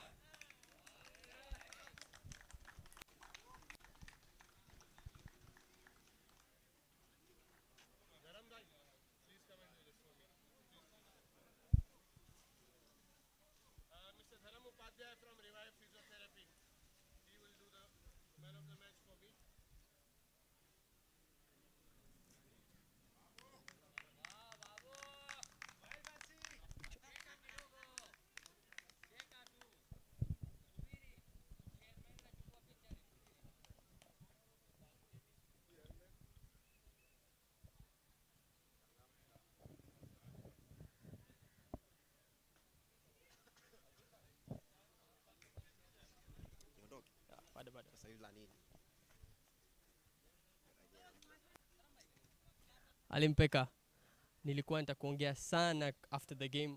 Kuna kitu moja ambayo kila mtu anaongea ni slow ball yako. Ulienda international, pia commentators waliongea kwa ajili ya slow ball yako. Ni nini ambayo inakuback kwa ajili kuball kwenye slow ball yako hapa? Kiufupi mimi na fly sana kufanya ile mpira, na ndio silaha yangu kubwa ninapokuwa nacheza, na kocha ambaye amenifundisha. It's very effective. Congratulations for the man of the match, and I wish you all the best for the next games. Asante sana.